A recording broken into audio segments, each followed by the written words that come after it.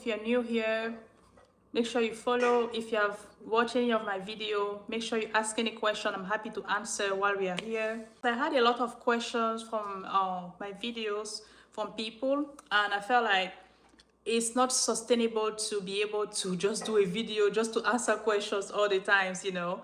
So I felt like maybe if I come live, I can answer directly. I know maybe the best scenario is to tell people that I will be live, but I just decided to be spontaneous and answer any question that people may have, or just have a chat, that's all. To be honest, I'm very transparent with you guys. I have not seen my cousin in 13 years, to be honest with you, but we are good, right? I've not seen my cousin in 13 years, but we are good. Just because he doesn't live here, he lives in Africa, so that's the only reason. But we are good. I don't have any ill feeling against him because I don't think he could have known what was going to happen. So he thought he was doing a good thing, and that turned out to be a bad thing. So, but personally, like, we have not seen each other in 13 years, but as far as I'm concerned, we are good, because the reason that we have not seen each other is because we are all adult, everybody's busy with his life and all that. He has never spoken to me. I know maybe a few years back, like many years ago, he sent me a message we exchanged a message on Facebook with my cousin, and he was telling me to not be down, you know, to not allow those things to affect me, and just to keep going with my life, that's all. But since then, I've never spoken to him, never heard from him. I know he's somewhere busy with his own family and all that. It's the past, right? We live, we learn, right? We don't choose our path sometimes. I mean, we do our best, we do what we are taught, and sometimes what we are told, especially when we are young. And then life happens. The most important is to not stay on the floor, is to get up and keep going. So that's how I look at it, and you learn from it also. And you learn from it so that other people can learn from your own situation and they don't make the same mistake. And I think it made me strong too, you know. It made me strong. So that's how I look at it.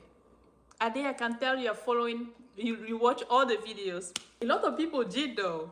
It's crazy. Like, some of my friends, like on my birthday, some of my friends, they just posted me on their profile WhatsApp, just my picture, and people, they were surprised that some of their own friends recognized me. They're like, oh my God, I know her, this and that and that. And they're like, oh my gosh, I didn't even realize how far this story has gone. I hope it's not just news to you guys here, but you can learn from it and either get inspired or make sure you don't find yourself in the same scenario. That's the reason I'm doing this, because it happened a long time ago, but I feel like there's value into learning from another person's mistake. For those who just join us, we are just having a mini chat session. For those who have watched the videos and are here and curious, feel free to ask any question you may have, or we can just chat. I'm happy to be here. People are so selfish, you will not believe it. And when I say selfish, it means that sometimes people are so selfish that they make a decision without either thinking it through or without caring about the other person, right? And it doesn't matter to them how it can affect them. And I think that was a scenario here. I think it was just a scenario of somebody that was very selfish, and at the end of the day, they choose themselves, which is sad. And then people like me had to face the consequences, right? Yes, it's true that somebody comes later on and say, I'm sorry, but the sorry erase everything that happened? It's so easy, because even when the I am sorry came in few years later, I felt like it wasn't a genuine I'm sorry. I think it was a I'm sorry of somebody that has gone ahead with your life, but they didn't have peace. You know, you can be successful, a lot of money in your bank account. Society look at you as if like, oh, this person is doing well, but inside you can't sleep at night. You don't have peace because you know what you did to somebody else. And I think that is what happened, and the person came to apologize. But I don't think it was genuine. But at the end of the day, we leave everything up to God. So God is the judge at the end of the day. No, I didn't vote, at least not yet, you know, because things like that are trauma. You don't just happen. If you're not careful, you can transfer the same trauma to somebody else, which is not fair. And if you are somebody who is very aware of themselves, you don't want to make people pay for what they did not sow. I don't know if that makes sense. So I haven't yet, but hopefully soon by the grace of God. I'm eating grapes because every time I think about making a video, I'm exhausted. Like my blood sugar just dropped. Like I have to take something sweet to give me energy. But I think there are some tools where even if you record something in English, there's a way you can make it in French. So I think the best thing I can do is just to find those tools, and so that I can have those videos turned in French and I don't have to record a different one in French. Even though sometimes when I try to speak French, I struggle because I'm so used to speaking English now. I'm doing good. I'm healthy, I'm alive, I'm here. What else to add? I'm not where I used to be. So just thank God. I'm grateful. I am very aware, right? I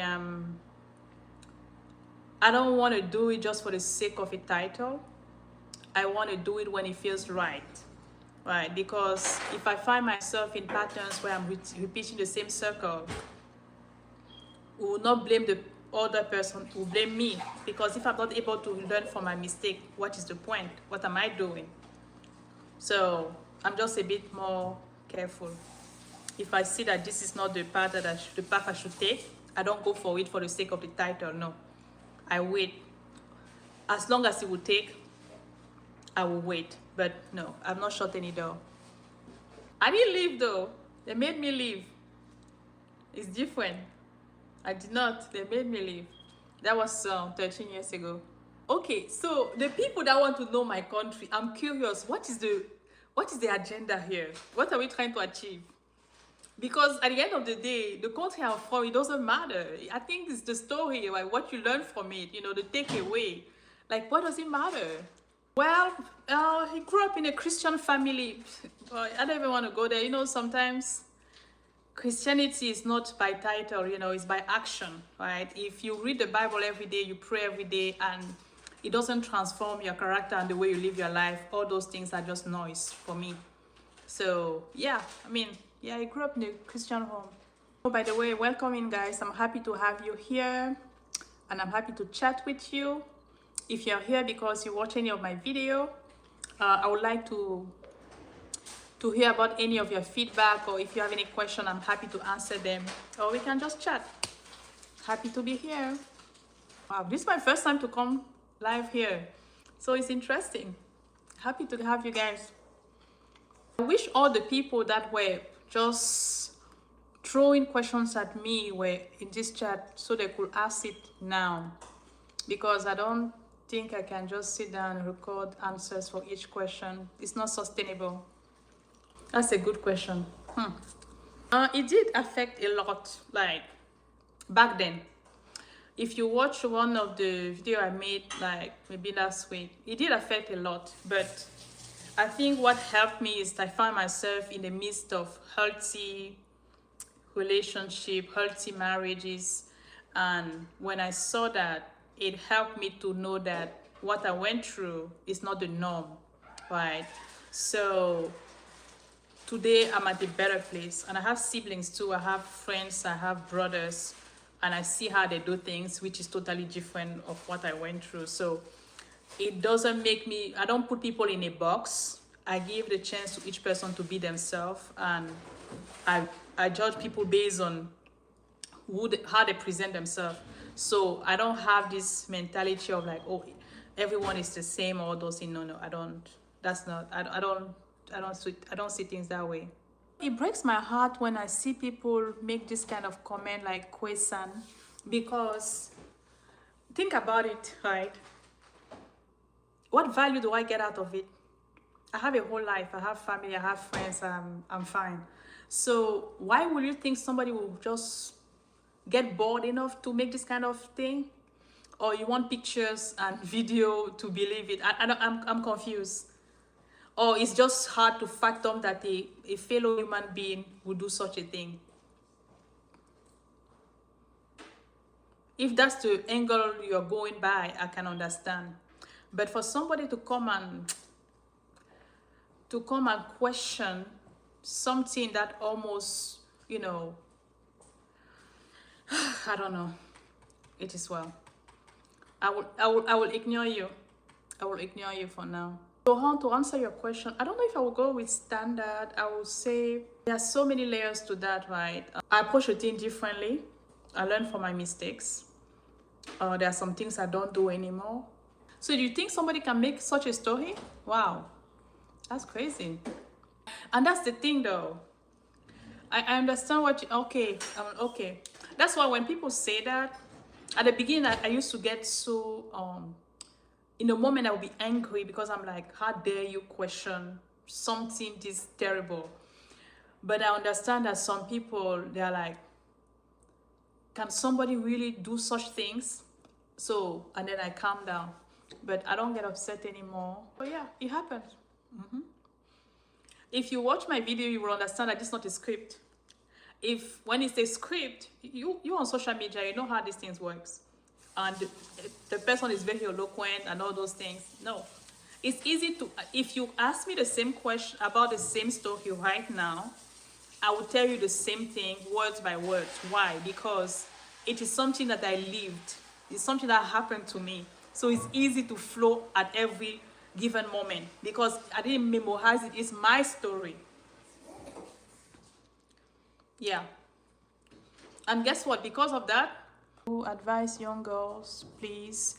I'm happy to do that, but like, you have to ask specific questions in order for me to advise based on my experience.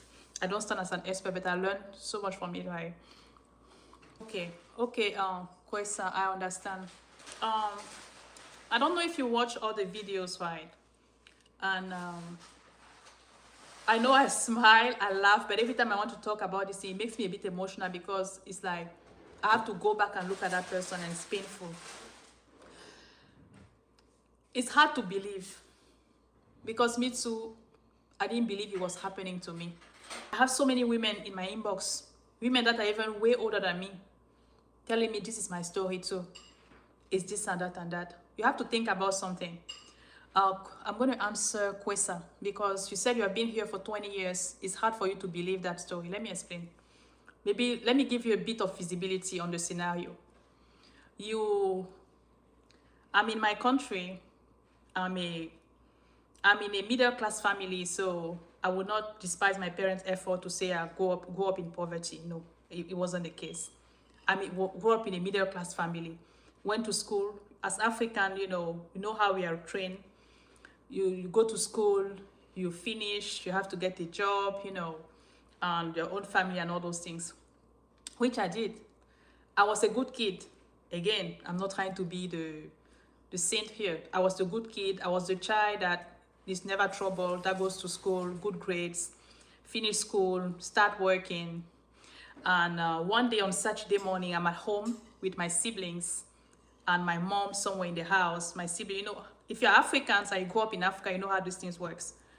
You are doing house call, you are cleaning, maybe the living home, you are, cooking, just little things like that, which that is what happened.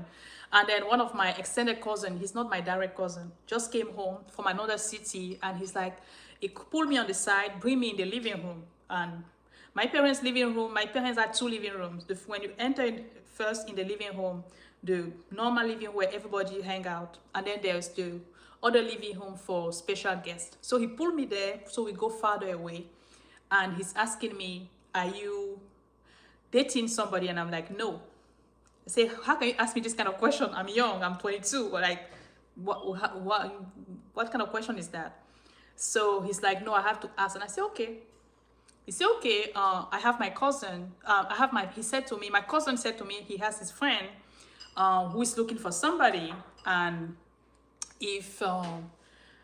and his friend has told him that he was dating somebody and the girl got pregnant from another person, and he decided that it did not work out since she was pregnant with somebody else, right? And his friend told him that since he trusts my cousin, he's open if my cousin has anybody to introduce to him. So my cousin thought about me, and my cousin told me about him, and he said to me, my cousin told me, it's my friend, but you're my sister. So if you talk to him, if you're interested, move forward with it. If not, you can just drop it. And I said, okay. It's my cousin. My cousin is older than me. You know, I respect him, you know, and I'm like, okay, let me just be speaking with the person because my guard are down because it's already my cousin who introduced me. It's different, like you just meet a stranger. So that's how we started talking. And mind you, this person is older than me. So it's more mature, more advanced, like it's streetwise. I am not. I'm kind of like naive. All I know is books and school. And I just wrap up school. I'm about to start working. So I'm talking with the person and all those things. Drama, crazy things happen, all those things. And I'm like, okay. And then I find myself here in the US. And I don't know that I'm dealing with somebody who is farther ahead of me in what he's doing. I don't have a phone for 9 months. I don't have papers. I don't have nothing. The person does not bother to go and call the immigration to get my documents and all those things. Like, he knows what he's doing to me, but I'm naive and I don't understand. I think it's just normal. And guess what? It's the siblings that are getting involved and be like, no, this is not okay. Let's call. And even when the siblings call, he's like, why did they call? Did they brought you here? So, I don't know. I don't know. I don't know. I don't know. I don't know. I don't know. I don't know. I don't know. I don't know. I don't know. I don't know. I don't know. I don't know. I don't know. Again, remember, I come in the state, I don't know anybody. I don't have any family. I don't have any friends. I don't speak English. I don't have a job. I don't have people. Like, think about it. So he knows I'm in a position of vulnerability. So he can do everything he wants to me. Why didn't he do that to somebody that lives in the state? Because he knows he cannot. So he had time to work on my mind to know that this person ambitious has no idea of what is going on. So I can do whatever I want to her.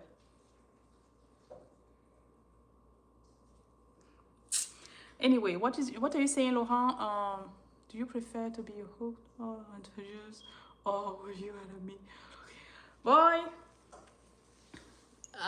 I don't have any preference. I just tell God, do it your way, Father God.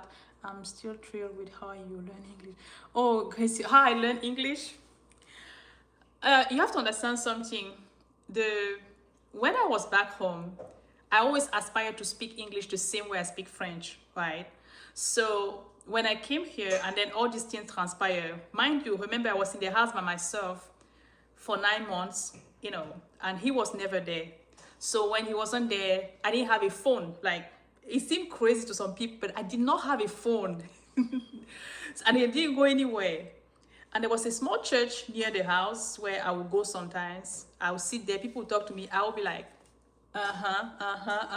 yes, because I don't understand anything. And it did not stop me, right? And I would watch the movies in English, but I would just follow what the images, and they will have the captioner on there. They will have the captioner. So with the captioner, you will see what they are saying. And when I don't understand something, I will just go on Google Translate, so English to French, to kind of pick one or few words and all those things.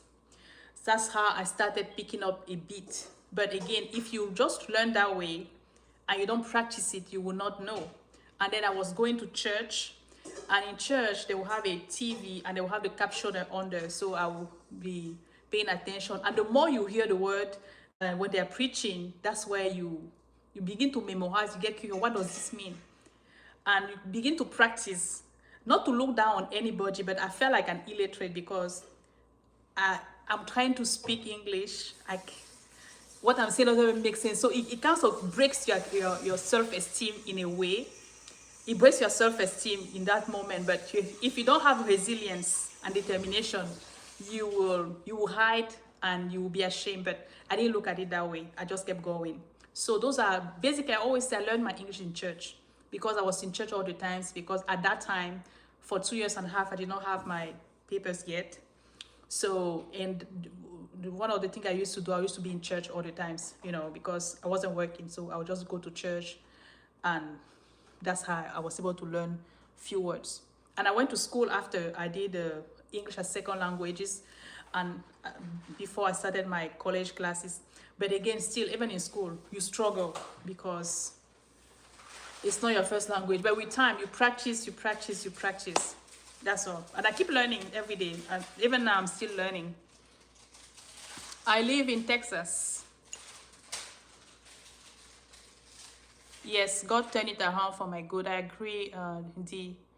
Okay, Moses, I'm going to answer your question, but before I answer, I want to ask you, why do you want to know where I'm from in Africa? Like, why does it matter in this story?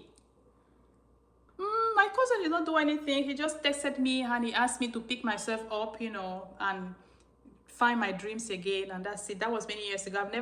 I've never seen my cousin again. Yeah. My native language is French. Are you thinking of marrying? Yes, I'm thinking of marrying again. Yes. Well, yes, because if I don't, that means that I'm still tied by the chain of my past, right? So if I'm not thinking about getting married again, that means that I'm allowing somebody to still have control over me. No, that's done and dusted. That's the past. Yes, I'm thinking about it, but when the time is right, yeah. What did your cousin do when you? My cousin, he didn't do anything. I mean, what could he have done? He was all the way in Africa, and I was all the way here in the U.S. He was. I felt like his hands were tight because my ex used to be somebody that you give him money, those kind of things. Like, even if you want to speak loud, you cannot really speak loud because you're like, okay, this person gives me money and all those things. So yeah, but honestly, I don't have any ill feeling towards my cousin because what could he have done? He did what he thought was the best thing, and then it turned out to be a nightmare, but God showed up. That's how I look at it, right? Laurent, I don't put any time into those things. I think those are things that happen naturally, right? You don't, I still chatting before requesting video. Actually, the video call right away. What's the point? Yeah. Right away, then a point feel like your cousin set you up for a fail. No, Grace, honestly, no. When something bad happened to you, it's easy to look for who to blame, right? And I think that's a bit childish because I've had time to sit back and assess the whole thing. No, my cousin, I don't blame him at all.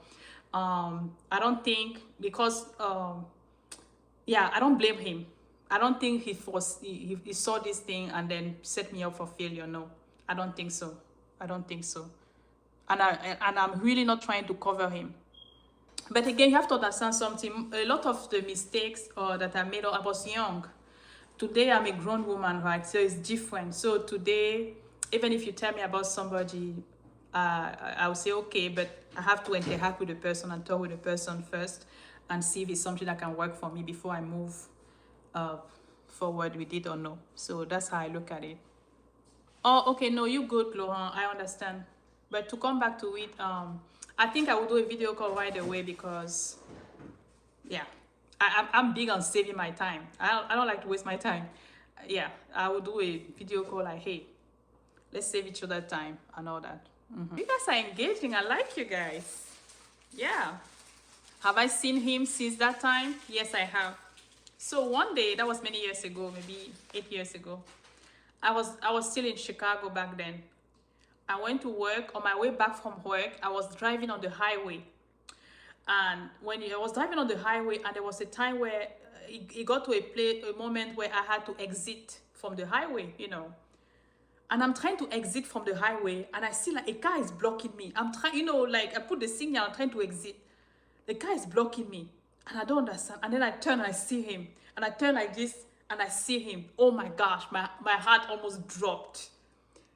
My heart started pounding like this. And then when I turned and I saw him, he did to me like this. I was traumatized. I was like, oh my gosh. Yeah. So I exited on the highway. My heart was pounding and I was like, do you know why it was easy for him to do like this? Because he's not the victim. I'm the person that was traumatized. It's normal for the oppressor to do like this and then you're traumatized. Yeah. So yeah, I saw him that time. I wish you the best. I wish you the best. Pray about it. If you feel like she's the one for you, go for it. That's really what it is. I thought you were from Ghana, but you didn't speak English. Now I know you're not No, I'm not from Ghana. Ghana is a nice country. I've never been there, but no. And Ghanaians are good people. I've never been there. Did your parents choose your first name? A famous person. Did your parents choose your first name? A famous person. Laurent, I don't understand the question. Oh, choose your first name from... Oh, okay, okay. Did my parents... Actually, Cindy is not my real name, okay? Cindy is just my everyday name, but like, it's not my government name. So, just to clarify, I just go by Cindy Logan, but it's not like my government name. Because a lot of people in similar situation would love to know how to get out of the traumatic situation. Oh, that's a good question, Butterfly. I can speak a bit about it here, and I've had that question even in my inbox, and even some people have sent me email, right?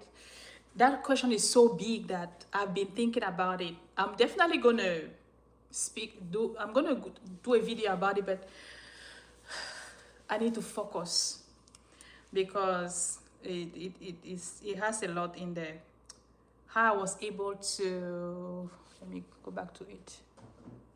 Are you going to do a video on how you were able to move out and get your life back after? A lot of people in similar situation would like to know how to get out of the traumatic situation.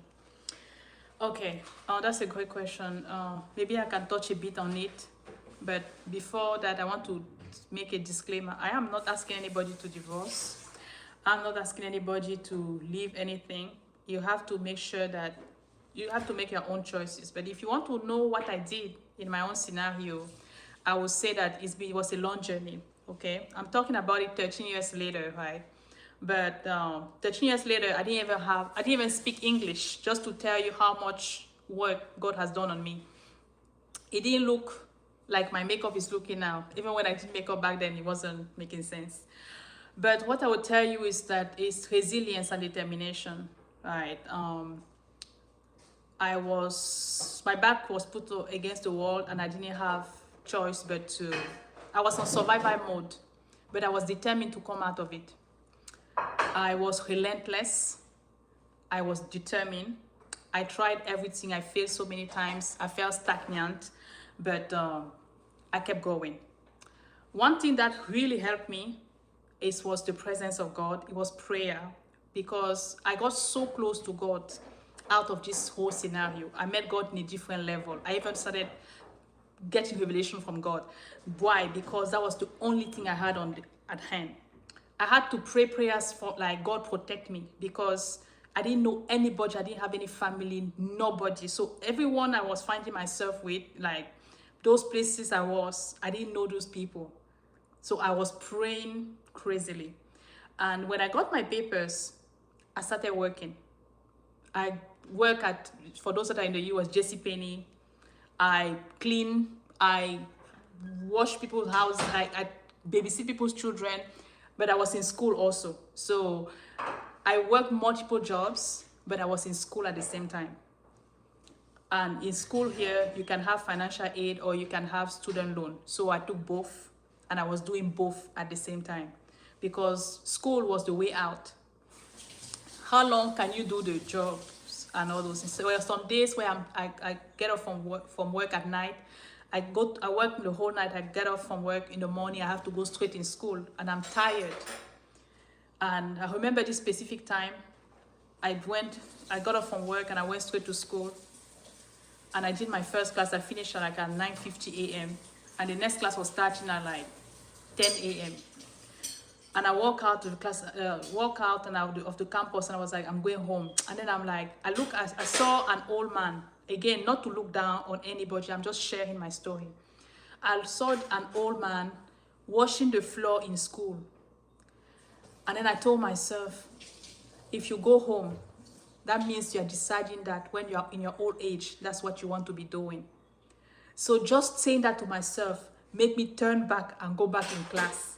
I didn't have anybody to advise me. My parents were all the way in Africa. They have no idea of the reality, because it's two different systems. So I have to advise myself and be determined. A lot of people are asking me, but how come maybe you're not married or children? I didn't have time to think about things like that. When you don't have families, you don't have a place to sleep. How are you going to pay your bills? So my focus was always on, I have to work. I have to find some, like, I have to make something out of this life. So that's what happened. Because somebody on Instagram told me, made a comment, and she said, but how were you able to get money? Honey, are you really stranded? Are you really in a position where you feel like you don't have choice? Because if you are really stranded, you will find a way. You will be creative. Maybe where you are, you don't have the access to the school like here. Even if it's tomato, even if it's candy, do something and pray to God to bring people in your life that can help you to move forward. That's what I did. I know this is, I know I still have to go into details, you know, maybe I will take time and do a video about it, but it wasn't rosy. You're talking about this is a journey of 13 years. It just happen. You know, some people are interested in the result, but they are not interested in the journey. That's the problem. It wasn't always like that. I slept in people's houses, on the couch, sometimes on the floor. There was a time I didn't even have where to sleep. I slept in my car. This is true. This is reality. It's not a joke. So it's determination, because there's a trap in the journey. You can look for the easy way out and find yourself doing some funny and crazy things that do not bring glory to God or add value, you know. But if you're focused and determined, I think God will make a way for you. I don't know if a little bit of this answer your question, butterfly, but if you have a specific one, I'm happy to answer while I'm here. We'll know, get together out of traumatic situation. Look for help. And I think the reason I did not have help, help was available, I just didn't have the resources. I didn't know, right? I didn't know. I don't know where you are, butterfly, but if you're in the US, there are a lot of help available for people in situations like that. Don't find yourself in a depressive. I don't want you to become depressed. Seek for help. Cry out. There's some words you cannot. I presume I cannot use on YouTube, but like, yeah, don't allow yourself to go down. Be very determined. Be very determined. Pray about it, because at the end of the day, like somebody said, by yourself you can fail, but with God you cannot fail, you know. And you can ask God everything you want. God, bring the right people in my life. Bring the people that I need in this season and all those things. And you pray that God surround you people that will give you the word that you need for the season you are in. Seek for help. Don't be quiet. Because this thing, it does not just, it's a trauma. It affects you. It affects the way, like me, for example, right? I'm fine now. But for many years, the left side of my body, I'm not saying headaches, the left side of my body in constant pain. And I had to take medication all the time. Why? Because of trauma. The trauma response, because of the stress I went through. So I don't encourage anybody to just endure and allow it to affect your health. No. And if you follow me on Instagram or Facebook and you feel like there are some things you want to talk about, you can inbox me. Yeah, but no. It wasn't easy, but God made a way. I cannot get tired. I don't know how it looks like for somebody that has children, to be honest with you. But I think you are even in an advantage in a way when you have children in situations like this, because when you want to give up, you remind yourself that I'm not doing it for me. If I don't have the strength to do it for me, at least let me have the strength to do it for my own children. So don't let yourself down. I don't care if you find yourself in the situation where I was and you don't know where to start. Start with anything, even if it's candy. Sell the candy, sell the tomato, whatever resources you have at hand. Don't be ashamed to start again. Don't be ashamed. Because at the end of the day, in as much as you think people think about it, they don't think about you that much. No, they are so busy focusing on their own thing. They might talk about it now, then tomorrow they move on. But you have to look out for yourself. You have to look out for yourself. Ask for help. Yeah. I see a lot of people around, but I don't know if I'm answering the question. Okay. Oh, whoa, whoa, whoa. Okay. I was stuck with, what's your country origin? Do you speak any? I speak French. French is my first language. I'm never recommending long distance. Oh, I don't do long distance anymore. I don't do it at all. Like somebody asked me one thing, I don't do it. Unless God come and speak to me that I go for it, I don't do it. Nope. Something similar happened to me. Healing takes time. It doesn't happen overnight. And if you're not self-aware, you're going to be bitter, you're going to have baggages and all that. It's not good for you. You have to heal completely. I'm sharing my story today that friends that have known me for 10 years, they didn't know what happened to me. They were shocked. Why? Because I don't allow it to consume me. I refuse to be bitter. I refuse, like, most of my, like, 99% of my friends are married. And when they are having marriage challenge, they call me. Some of their friends that are married do not even give them the best advice the way I do. Just to tell you what, I'm a marriage advocate. I believe in marriage. I believe the covenant of marriage, and I respect it. So it's not because something bad happened to me that I push people to not work things out in their own relationship. No. How did I get to this place? It's because I got to the realization that my story does not make the narrative. It's just, I just had an unfortunate circumstance, but it doesn't mean that this is how everybody is. So that's how I look at it. Thank you, Ayo Mide. How can you be rich? Do you have something? Hi, Jane.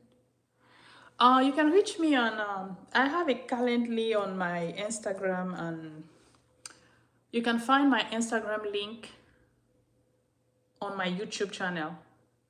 Yeah, I have a Calendly. You can book a time. You still have a good relationship with your sister? No.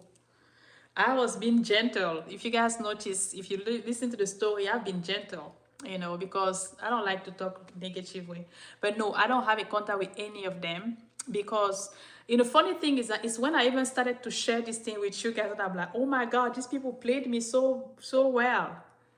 All the time I thought they were nice to me. They were actually covering for their brother, knowing well that if I speak up, things were going to go sideways for him, But no, I'm not in touch with them. It's been years. We are not in touch. But again, I don't have any ill feeling. If we see each other, we're going to greet, and that's it. Life goes on, Because at the end of the day, they are not their brothers. They also have their own life and their own, things that is going on in their life. Right? Yeah, some situations actually, and that's life, The attitude of gratitude will take you very far. Like for me, I always find something to be grateful for. I don't carry a spirit of entitlement, no.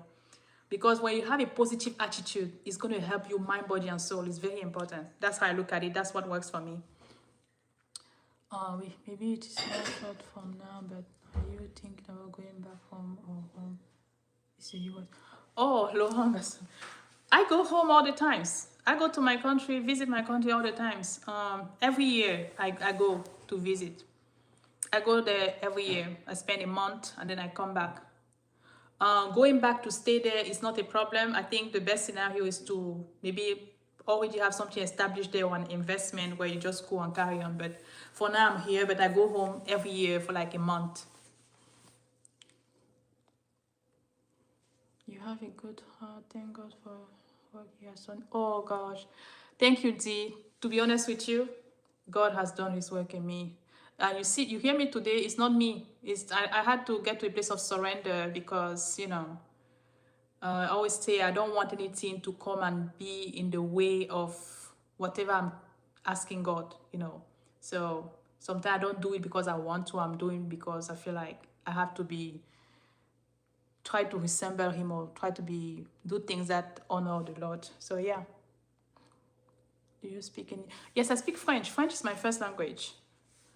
What do you think America or immigrant system could have done to help? Not that I think. There are so many. I could have called the police. And I could have called the police. the social worker that approached me and told me that the doctor told me that all the exam he did, there's nothing wrong with you. That means something's wrong at home. This is my contact. Call me and tell me if there's anything. I should have spoken to that social worker. Things would have ended up differently for me. There are support group of people that go through challenging season like that for women, that if I had the knowledge of it at that time, I could have helped him. I could have used it, and it could have helped me, and it could have helped me to heal sooner or earlier than it took me. I don't know if that makes sense. Yeah. So yeah, there's so many things. And also, I think there are places where women that go through challenges like that, they give them some accommodations and all those things. Yeah, there are things like that, but I did not have that knowledge. You just need to ask, why when you have a phone, make a call. There are so many things if you're in the US. Yeah. What do you think about? Okay. God can use the trial to help others down the road. The trial gave us wisdom. Exactly. We learn from it. Not everybody learn from their mistakes though, but we learn from it. I did learn a lot from mine. Sometimes my sister will say to me, she wish she was wise like me. I mean, I'm not the wisest, but in some little situation, I handled it a bit different. And I said to her, honey, I'm not special. Life made me. The things I went through, kind of gave me a little bit of wisdom. I volunteer with a lot of churches, shop kitchen, social service, and immigration. So ask around. There are lots of good men and women of God. Yes, I agree. Yes, I agree. You guys are going to make me cry. Thank you, Laurent. Thank you. I'm in Dallas, so I go to the best church in town. The best church in town. I go to the best church in town. You can never find better. One Community Church. I always say that to people. If you come to Dallas and you don't go to One Community, you have not really been to Dallas. So yes, I go to One Community Church. Yes. Yes, a lot of women have reached out to me. They are like, girl, I wish I had the courage like you to speak up and all those things. And I know, as African, we don't talk about things like that. Things like that as African is taboo. But for somebody like me, I feel like being in so many dark seasons, going through so many things by myself, and realizing at the end of the day, I have to look out for myself. And sometimes we are so worried about what people think about me that we deprive ourselves from happiness. Right? So when I'm talking like this, I'm not worried about what somebody thinks about me, because in my bad days, I deal with things on my own, or maybe my loved ones that are there, they care, but the people I'm really worried about, they don't know nothing about me. So I'm not bothered. No. And also, my past does not define my present and my future, right? Yes, I went through all those ugly things, but it doesn't mean that's who I am. No, it doesn't mean that that's what I went through, but that does not define my value or my worth. Yes. Guys, where are you connecting from? I'm curious. Most of the people here, I see a lot of people on live. Where are you guys connecting from? And where are you from also? And have you followed my story? And do you have any question, comment? That's a video are not easy to watch, but incredibly addictive and compelling. They have generated some wonderful brainstorming session with my friends. Oh, really? Wow. Oh, okay, Sandrine Peace. Okay, I used to be in Chicago for 10 years. Yeah. I'm connecting from Italy. Oh, wow. I mean, wow. Nice. That's incredible. Yeah, I heard that some people are sitting in their houses and talking about my story. It's like crazy. Exactly. That's what I'm saying. That's why I'm talking about it, because it happened and they cover it. And you know what is funny? Is that his siblings, the spouses of his siblings, were not aware of the details. So when I'm talking about it, they are reaching out to me and they're like, oh my gosh, are you serious? That is what happened in front of our eyes and we did not know? Yes, because his family covered things up. They cover it because they know that I wasn't from the US. I didn't have nobody to look out for me. And everything went quiet. And they know that it wasn't okay what they did. For somebody to bring somebody's child and just drop them on the road like this, no, you don't do that. What did I do? No, you don't do that. That wasn't okay. That's why I always tell people it's not a matter of marital crisis. It's a matter of somebody coming in your parents' house, taking you, bringing you a different country. You don't know nobody, nothing. You don't even speak the language, and picking you and throwing you outside. Where am I going? Where am I going? I find myself with strangers' houses. Do you know what that means?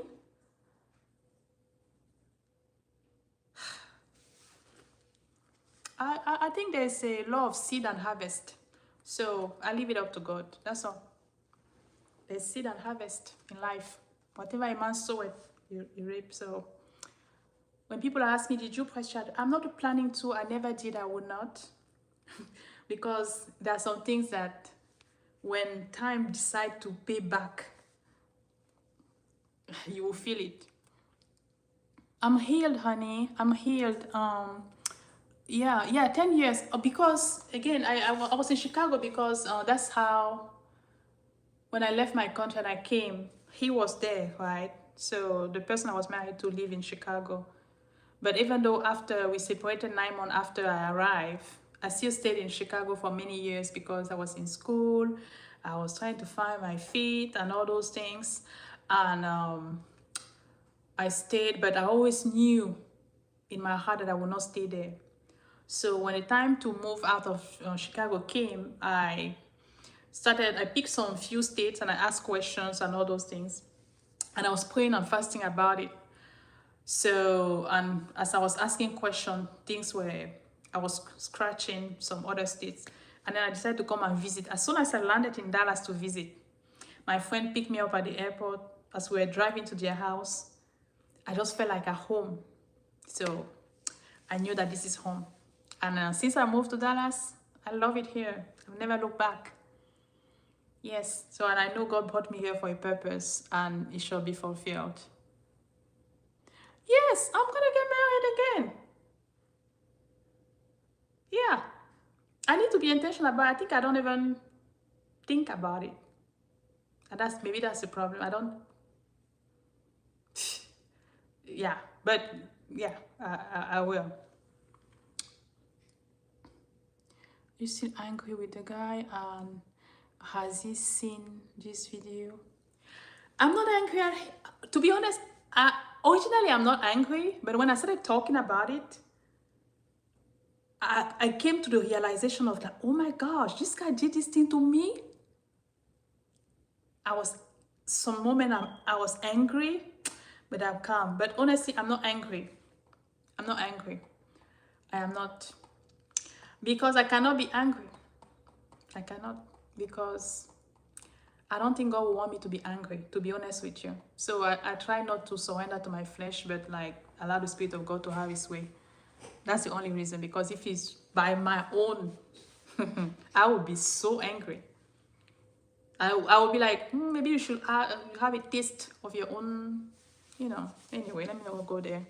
Are you still angry with it? No, I'm not angry. He's in the video. I don't know. I've not spoken to the guy in years. What is he saying about you sharing? Did he apologize?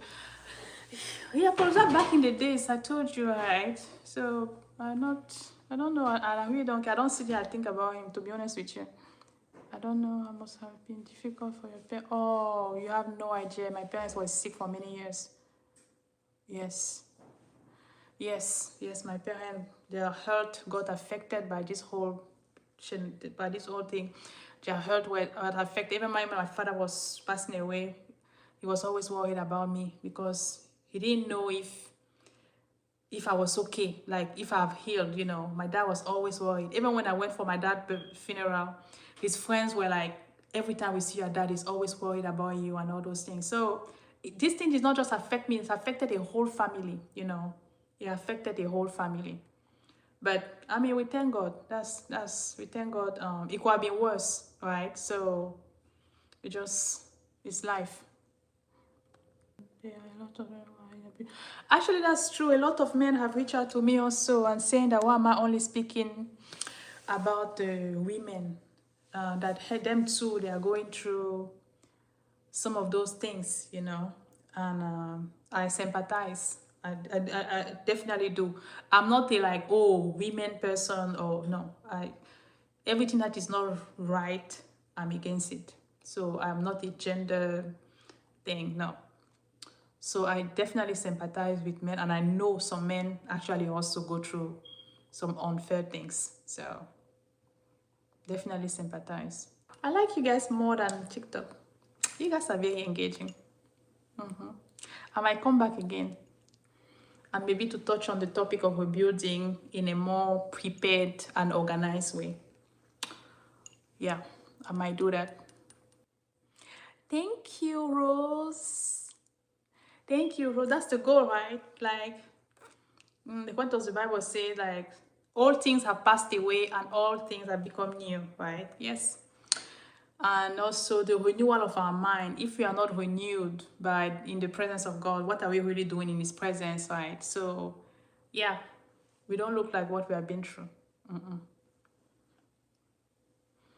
Because the promises of God are yes and amen. So, yeah, God will restore. Yep, I pray you stay in America.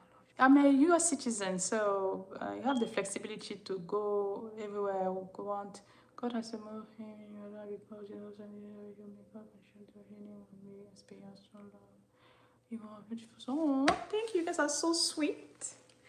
Thank you. Appreciate you all. Thank you. Thank you. A lot of people have been following my story. Even me, I'm shocked. But one country that have been faithful is Nigeria. The way Nigerians have followed me, I'm humbled. Especially on Instagram. Woof. They have followed me in a way I'm confused. But I'm thinking about doing some more things about rebuilding, more content around rebuilding and healing, you know, how to be intentional about not allowing yourself to be chained by the pain of the past, you know, because if you're not careful, you can still be stuck there and you see so many good opportunities and they pass you by just because you're still hurting and you have not taken time to heal, which is not good. So yeah, I'll be working on that. And if there's something specific also that you guys want me to touch on, I'll be happy to. Yes, that season of my life has passed. That thing happened to me. And I think it's the lesson learned that mattered the most, right?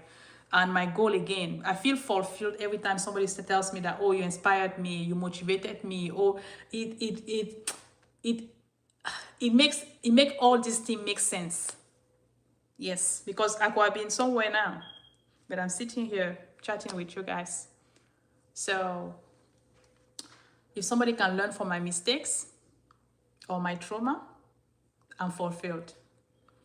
I'm fulfilled. Yeah.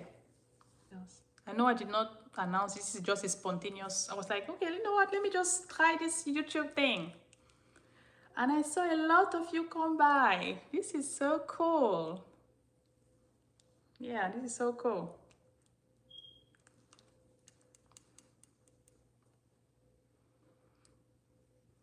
Yeah, a lot of people are like, what? No, why would I talk to his family? I don't talk to them. It's been years. We don't talk. I don't talk to his family. I've not spoken to them for years. What are we going to talk about? Because we were joined by the covenant of marriage. That's how we all became family all together, right? Marriage is finished. What are we going to talk about again? It broke my heart because I used to be close to his younger siblings, you know, who were like around the same age as me, you know. But it's life. People move on. Trust me. When things ended, them too, they started looking at me differently. They didn't look at me like a new family member anymore. So they moved on. So it's life. It is what it is. And to be honest, I don't have any bitterness or anger towards them because, again, they are different entities and they also have their own life and their own challenges. So it will be irrational of me to try to blame the siblings. Like, they didn't pick me. He picked me and misbehaved. It has nothing to do with them. So that's how I look at it. They don't owe me anything. You record your video about not giving an appointment to those who question your integrity. I don't think it's the not giving an appointment to those who question my integrity. It's not giving an. Yeah, I made a video where I was a silent reel where I was saying that I started talking about my story and people are pressuring me to hurry up and finish. I'm like, did we have an appointment? Were you expecting it? No, I talk about it when I want and when I feel like, and don't pressure me. And they really did pressure me. I had a pressure like, I need to record and continue the story. And then I look back, I'm like, I don't have to. At least I can go on my own term because this is not fun. Now, at that moment, it wasn't fun. It was like trauma again. It's like reliving a trauma a second time. Yeah, I was traumatized. If you watch some of the video, I was like, oh my gosh. I'm like, did this guy really do that to me? But I'm fine, thank God. I'm good. Okay, what's next? You call, yes, Laura, record a video. Yeah. But was your marriage arranged? Was it an arranged marriage? How on earth did you end up with this kind of him? Boy, that is a good question. No, it wasn't arranged. Oh, okay. You know, it wasn't an arranged marriage. I guess you just came in the room, but I'm going to run it. I'm going to speak about it real quick. It wasn't an arranged marriage. I was just at home and my cousin introduced me to his friend. And we started chatting and the friend said he was interested in me and that's how we ended up dating. But it was a long distance, right? So there was no ground for really do an assessment. Like imagine being on a long distance with somebody you have never done a video call for like 2 years. I mean, we spoke on the phone for 1 year and 2 months before we got married, but we have never been on a video call. You know, he will call you when he has time. If you call him, he will not pick up. Like there was so many, but again, I understand. I didn't have the exposure. When you have some exposure and some knowledge, you will understand some things. Because today, I wouldn't make those same kind of mistakes. Because there were so many red flags, but because I was young, naive, I did not see it. So, but it was not arranged. My parents did not know him. His parents did not know me prior us introducing each other to our respective families. I'm telling you, like, I don't know how I found myself there. Sometimes, like, God, what did I do to deserve this? But you know what? It reminds me of there's this story in the Bible where somebody is asking God, either Jesus or God, like, what was this person born blind? Like, is it a sin of his parents or this and that? Like, there's something that you cannot explain. Only God knows why, you know. I hope you had a wonderful birthday. Oh, yes, my birthday was perfect. I had a great time. Yes, I had a great birthday. Yes. How were you able to pick up yourself and start life? Did you have to go to school? That's who's asking. Daughter of Zion. Yes. How was I able to pick up myself? Well, I had to go to school. I waited. When I got my papers, I went to work. Work was the first thing. I had to go to find small jobs. There was some time I would work 7 to 7, 24 hours, 7 to 7. I would not know my bed, literally. Yes, I had multiple small jobs. And then I enrolled in school. It took me longer time to finish school than compared to other people just because I had to juggle between school and work and pay, you know, my bills and my rent and all those things. But we were determined because we knew that, because at the end of the day, if you try to compare your journey with another person, you will be, it's easy for you to give up. But if you know that your own journey is individual to you, you will not compare yourself and be like, oh, I'm behind compared to, because we always feel behind compared to something. So I will just focus on my own path and I did what I had to do in the most honest way, in the sense of getting a job, multiple jobs. Yes, many times I did not sleep on my own bed because I was at work and I was in school at the same time. So job was like that for a lot of years, many years. Yeah, so that's how. And I was determined, you know, because it's easy to get discouraged. I didn't have a life. I didn't have time to go and hang out with friends and do parties and all those things. So all my 20s, I was busy surviving and hustling and surviving. Like my mate were just having a normal 20s. I was hustling and surviving. Have you ever been to India? No, I've never been to India. Never been to India. Are you from India? You are adorable. Oh, you guys are so sweet. You're adorable. So you still love to get married. You're here. I'm here. I'm gonna get married. And the good part about it is that all of you guys are gonna be aware. If not, where is the testimony? You know? You could be a powerful speaker to reach millions. Why not try to show? Oh, you are so kind, Samukeli. So you're so kind, Samukeli. Oh, you think I'm adorable? I would love to get married. Okay, you said you should be powerful speak. That's Moses. You said, why would you not try to a TV show? You think I should do a TV show? What do you think I should be talking about on a TV show? Maya, you hear that? You think I should do a TV show?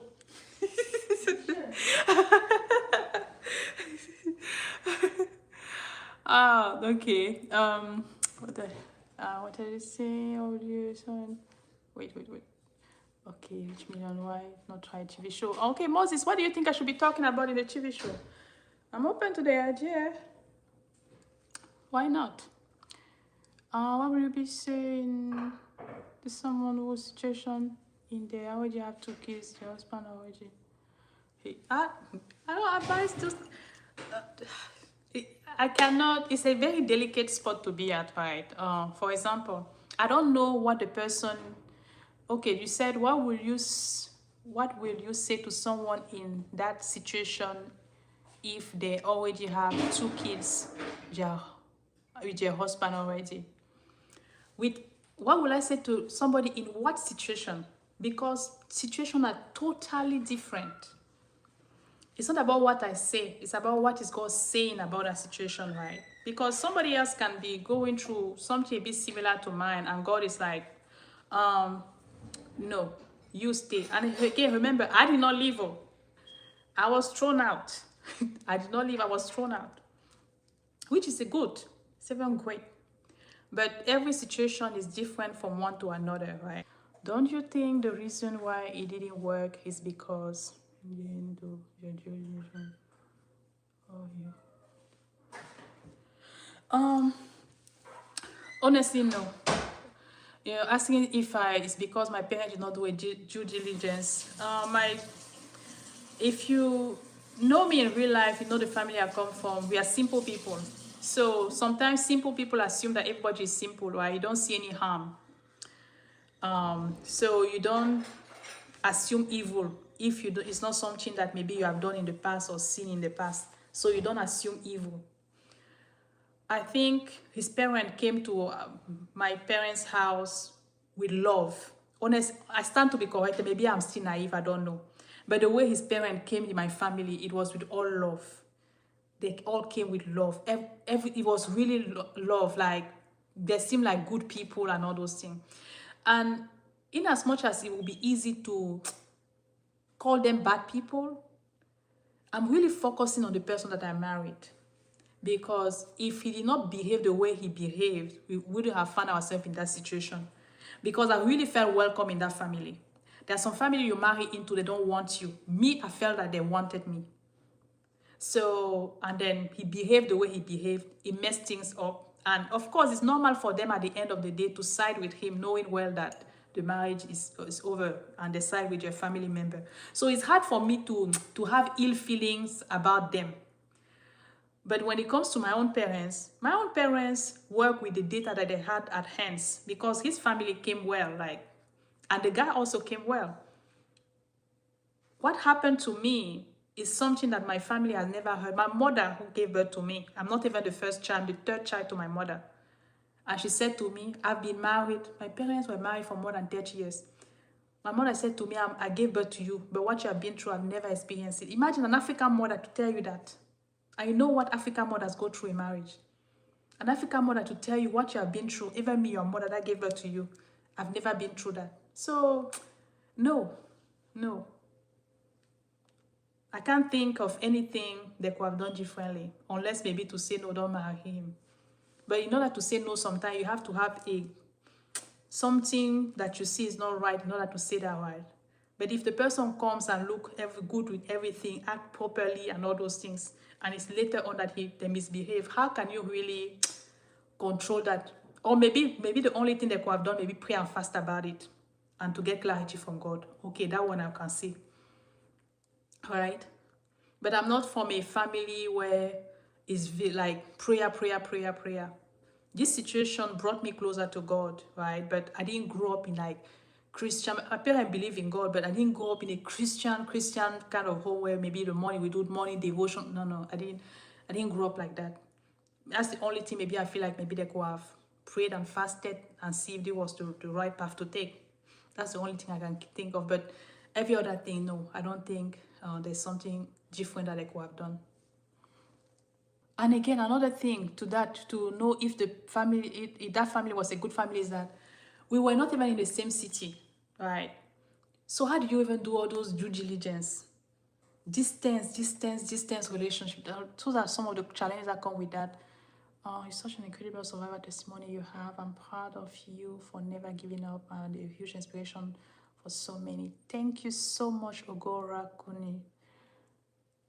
Maybe it's your so strong. Oh, thank you, Sandrine. You dated Nika after you left your husband. Yes, I did. It was your personal journey. Yes, dear.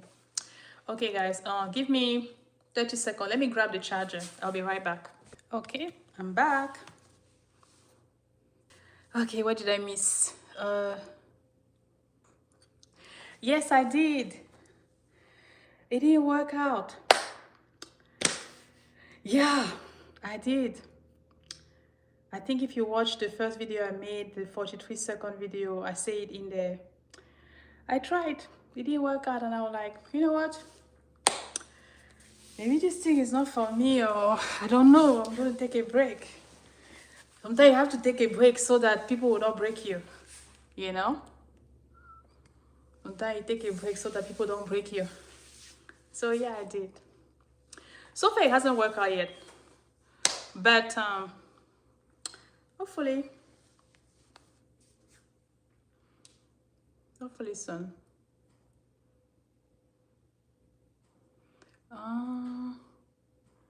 Leisure, what's your personal journey? Yes, it is my personal journey. D, born again. Yeah. Ogora. Are you guys satisfied, guys? Do you feel like I've answered some of your questions? Do you feel like you still have some questions you'd like to know? My testimony. Yes, it is. I know I'm always smiling and it makes it look simple and easy, but trust me, no, it wasn't. It wasn't. It's just that you cannot talk about everything. Like, the painful part is not just what happened, right? Because it has so many layers. It's what happened to me also after that, like the way my life switched when it ended, the things I went through just because of what he did. That's the part.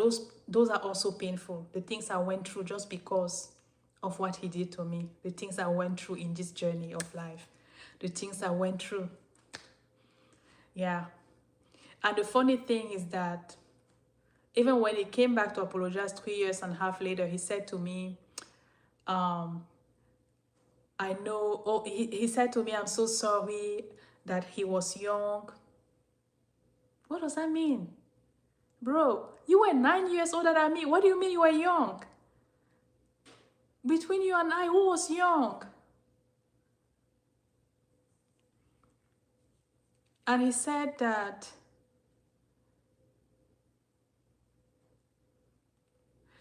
he said he knows that he's the one that brought me in the States. So if I ever need something, I should reach out to him. In my mind, I'm like, bro, it's a bit too late for that. Coming back 3.5 years later, what are you really saying? Why do you think, what do you think happened to me during the 3.5 years? My problem is not that the marriage ended though. It's the way it ended. It's the way. Outside. No family. If it was in my country, it's different. You know, if you are back home in your own country, something like that happened. You can go to your parents' house, you can go to your friend's house, you can go to the siblings' house, you can go to your auntie's place. But when you just came abroad, you don't have papers, you're not working, you don't know anything about the system, you don't even speak the language, because when you speak the language, you can even ask the neighbor that, oh, how do I do this? You don't understand. You don't understand, but it's life. I don't want to make this about him because it's not about him. But I learned so much from it, and I hope somebody can learn from my mistakes and my errors. If not, all this thing I'm doing is not worth it. The goal is for somebody to learn from this. The goal is for somebody maybe to benefit from 1 or 2 things that I've learned during this journey. That's all. I'm not making it because of him. He's not that important. No. The enemy meant it for evil, but God meant it for my good. I'm fine. I'm good. I'm healthy. I'm grateful. So, yeah. Say, what are you currently working on ministry? That's a big and vague. The question is very vague. It's not very specific. What do you mean by what am I working on? I'm working on so many things. Like, what do you mean? Excuse me. Wait, let me see. Did I miss something? Okay, now. Brother Patrick. Wow, I see a lot of you guys in the house. For the new people that just joined us, do you have a question? Do you have a comment? Are you finding value into this life? Yes. You guys keep asking me, am I going to consider getting married again? Yes. Yes. Yes. It just hasn't happened yet. But yes, I do. Don't you think I'll be a good wife? Of course I do. And this time around, it will be a good one. Can you advise somebody that when they advise you, sometimes you don't listen. Sometimes your pain will advise you. Sometimes life advises you. Sometimes pain. When pain advises you, you are very smart. Because your neighbor, your parent, your sibling, your counselor, your therapist can give you advice. You're like, But if you have known the pain, and you're like, I don't want to face that kind of pain again, you will not just rush because of hormones or emotions. No, you will be very careful in what you're doing, So, yeah. Oh, tuning from Washington State. Hi, Floyd from Washington. Welcome. Being equally yoked is so important. Oh, boy, tell me about it. Very important. Very important. That question keep coming because of who you have become. Yeah, I will get married again. Yes, I will. I love your channel. Thanks for being a source of encouragement to me as well, since I've known pain and grief in the name of marriage. It breaks my heart when I see people going through pain in marriage. Honestly, it breaks my heart because I've been there and I know what it is, right? I'm not saying it's supposed to be rosy, because the way I look at marriage is like, sometimes you have your own siblings and they get on your nerves.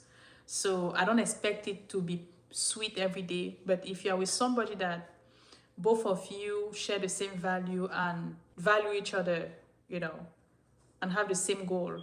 Even when challenges come, you approach it differently. For my personal experience, I will not do long distance relationship, because unless God tells me otherwise, or maybe it's somebody that I already know for a long time, you know, but I'm not even interested, because I want to be able to assess you from a day to day, and I feel like I'm not 17 to be doing long distance relationship. I don't have time like that. It's, yeah. So I want somebody that I can see as often and really know if this is gonna work or not. And another thing is that I will believe you. If you show me who you are, I will believe you. I'm not gonna do it alone. I'm gonna do it with God. So when you come and I feel like maybe I should start considering this person, I pray about it to get more clarity. I will get to know the person, get to know the family they are from, know their family pattern, speak with them and make sure that we're equally yoked, in the sense where we have the same value. If we want the same thing, we are heading the same things, heading in the same direction. Because sometimes a relationship or marriage break not just because there's no love, right? But just because we don't see things eye to eye, like we don't see life the same way. And you will see people that actually love each other, but they end up not continuing the relationship just because love is not enough to make a marriage work. It's not enough. It is not. It is not. Yeah, so there are so many layers comes to that. Yeah. And if the person is kind, is to how do the person treat other people? Are they kind? You know, that part is so important to me. Like, I cannot marry somebody that is mean. Like, it triggers me because I saw somebody that was mean and it triggers me. So, no, if somebody is not genuinely nice, kind, it's not even an option. I don't care how good you look on papers. Because psychological safety has grown to be some of the most important thing for me. Like, yeah, I don't want anybody to traumatize me. I've been there. I'm not trying to go back there. It is not that deep. No, no, no. And I always say, you know, people get married for different reasons. Some people get married because they love each other, everything is good. Some people get married because they feel like time is going. They need to rush and get it done. Some people marry because, oh, I need to hurry up and start having children. Some people get married just because all the friends and everybody is getting married. It's a trend. No, I always say to people, I've been married before. So nobody's rushing me into entering into something that will cost me my sanity. So if something does not feel right, I'm not doing it. So far, I've not seen anything that feel right. So that's why we are still on the journey. As a Christian, do you believe God can tell you X is your husband and you marry them without doing your due diligence? No, I don't think so. And I also believe that God works differently with each person. For me, I've been in a relationship where I wanted to get married to the person and the person wanted to marry me, even though I knew that this person was not good for me. You know, that's why I say love is not enough. And God told me, don't do it. And I wanted to do it. God kept pressing in my spirit, don't do it. And then He started showing me every reason why I shouldn't do it. And then I back off for a bit. And then everything started unfolding. Everything that God told me about started unfolding in my eyes. And I was like, wow. So that's why I'm very careful. Like right now, like if God tells me no, I don't do it. I don't care. And at the same time, the God that I serve will not tell me to just marry somebody without doing any due diligence. I don't think God works like that. But again, as I said, God works differently with different people. Yeah. But as far as I'm concerned, I am doing my due diligence. And again, doing due diligence does not mean that you have to do it for 1 year, 2 years, or 5 years to know. It's just different. It just varies for one person to the other. Thank you, Sandrine. And I've had some suggestion about some videos that you want me to do. Somebody said she wanted me to talk about how I was able to rebuild myself, you know. And I know I brushed up a bit on it. I know I'm mentioning God a lot, but the truth of the matter is that giving some details will make a difference and really help somebody, which I agree. So I'm planning to work on that, and so that whoever listens to that video, it will add value to them, and it will have some practical steps on what direction to take. But while we are still here, if there's any specific topic that maybe you want me to address, I'm happy to write it down, work on it on my next video. Oh no, I will share the wedding pictures. What else can I share? The journey? Oh no, I cannot share that. I cannot share that. You'll just see that it has happened, but I will not share that anything. We don't share that. We don't share that. No. We share the end result. Right? I didn't share when I was going through trials. I didn't share when I was going through depression, trauma, sorrow of my separation or divorce. I came back 13 years later to talk about it because I'm whole, I'm healed, I'm restored, I'm fine, right? So I'm not going to share. No, we share the end result. So yeah, when the time is right, you guys will see. As for now, no, we don't share that. But I'm healed. I don't need support system. I'm healed. In that season, it was lonely. It was cold. I was lonely. I was cold. When I say cold, I'm not meaning like my skin, like, you know, when I was lonely. So God was there. He was with me. That's why I talk so much about God, but people think it's because I'm a special Christian. No.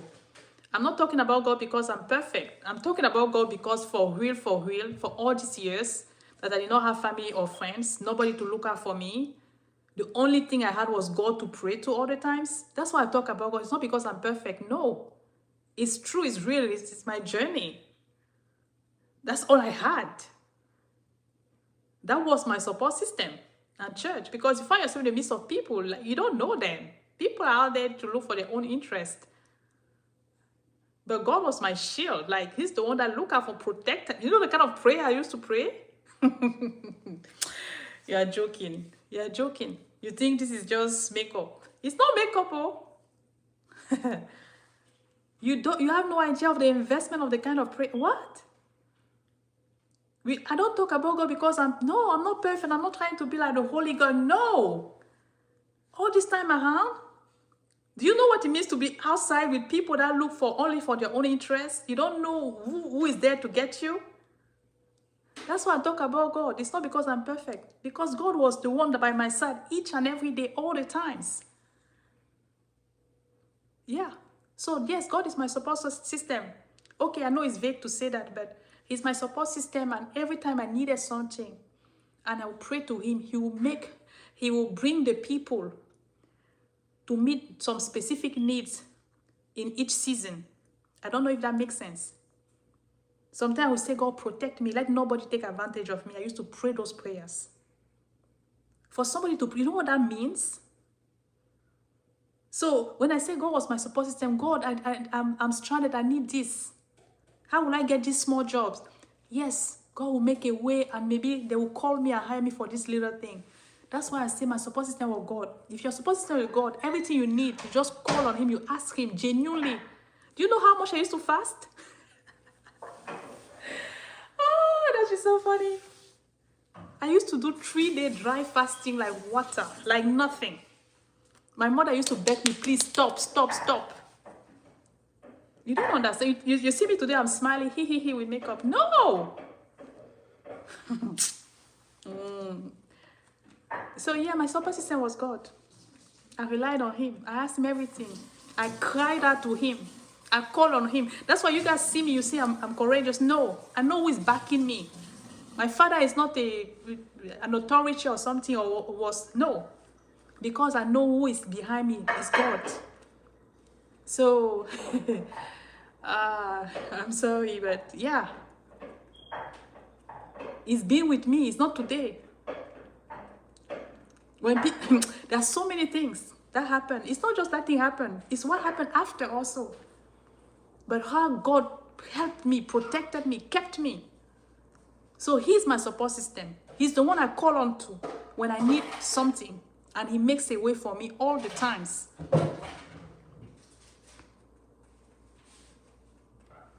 And when he doesn't give me something or doesn't do something, I know that's not for me. So I hope I answer your question, Farida. Okay, good. I'm happy that, yeah. Yes, you can trust him. He can be trusted.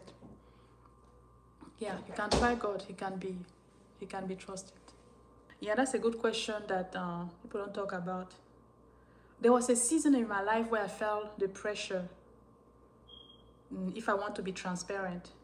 Because after that, you know, I met somebody that I don't think I knew I wanted to spend my life with the person, but I lost my dad, and some of the last word was he wanted me to settle down. So after that, my regret was that I didn't settle down when my dad wanted me to, because I was so busy trying to pick my life back. You know, I was so busy, like work, schoolwork. So for me, I was like, I don't even want to think about anything like that until I'm settled.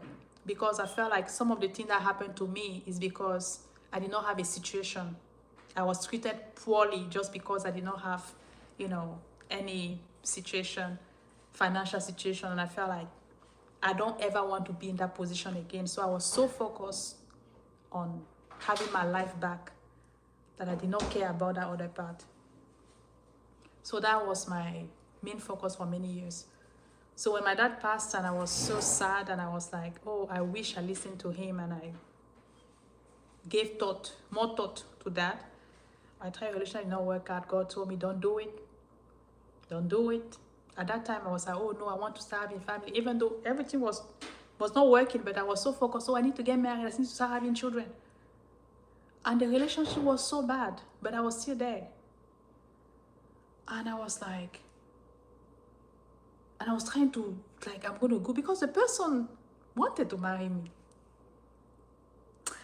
And I need to speak on this because, again, I started this journey to be transparent. I'm going to be vulnerable and transparent here. The reason I wanted to marry the guy is because I felt like I was still broken. And I felt like he wanted to marry me. Because I was somebody who rejected me. He didn't choose me. My ex-husband rejected me. So, and I find myself with a guy who is not perfect, who is misbehaving, who is cheating on me, who is doing all these crazy things, but he still wants to marry me. So, I'm treated poorly, but I'm still in the relationship. Why? Because this guy, not only he does not care that I'm divorced, but he still wants to marry me. So, it's not love, but it's more like him still trying to choose me is healing something inside of me that the other one did not choose me. This one, at least, despite all that, he still wants me. I don't know if you understand. Like, that is what trauma does to you. That is what this kind of divorce or separation, of being mistreated, play on your self-esteem. You know you deserve better, but you're like, no, this other person broke me. He didn't choose me. At least this one is choosing me. Let me go. And that's why I thank God, because I was like, I was going to move forward with it. Even my pastor, I spoke to my pastor was like, this is what is going to happen. I was like, I prayed, fasted, God showed me revelation, like, this is what's going to happen. Like, the more I tried to move forward with the marriage with the person, I kept hitting my head on the wall. The more the person kept misbehaving, but I still wanted to force it. Why? Not because I knew that it's for me, but I was trying to do it because I wanted to get married. I wanted to start to have a family as soon as possible. Because the timing I have already put for myself is like, oh, I need to start having children. I need to get married and start having children. That was the goal. That's still the wrong reason why you should get married with somebody. You cannot be with somebody, you see how they are misbehaving, like, you know that on the long run, you lose your mind. But you want to do it just because time is running. Just because you want to start having kids. That's what I wanted to do. But I thank God that God did not allow me to make that mistake, because God, I kept having dreams like I need to stop. And then I found strength to back off. When I back off, everything God told me was going to happen happened. And I was like, wow. I didn't go with the person. So I realized that I was dealing with the pressure of time. Oh, I need to start having children. So what did I do? I said, I don't want to have children out of marriage. No. I made peace with that decision. I have nephews that I adore. I can be a second mom to them, but I'm going to wait until I get married, until I have children. Yes, you're going to tell me, but time is going. You're not as young. Well, that's why I froze my eggs.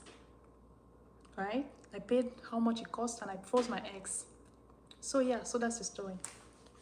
Let's continue. I hope it answered your question.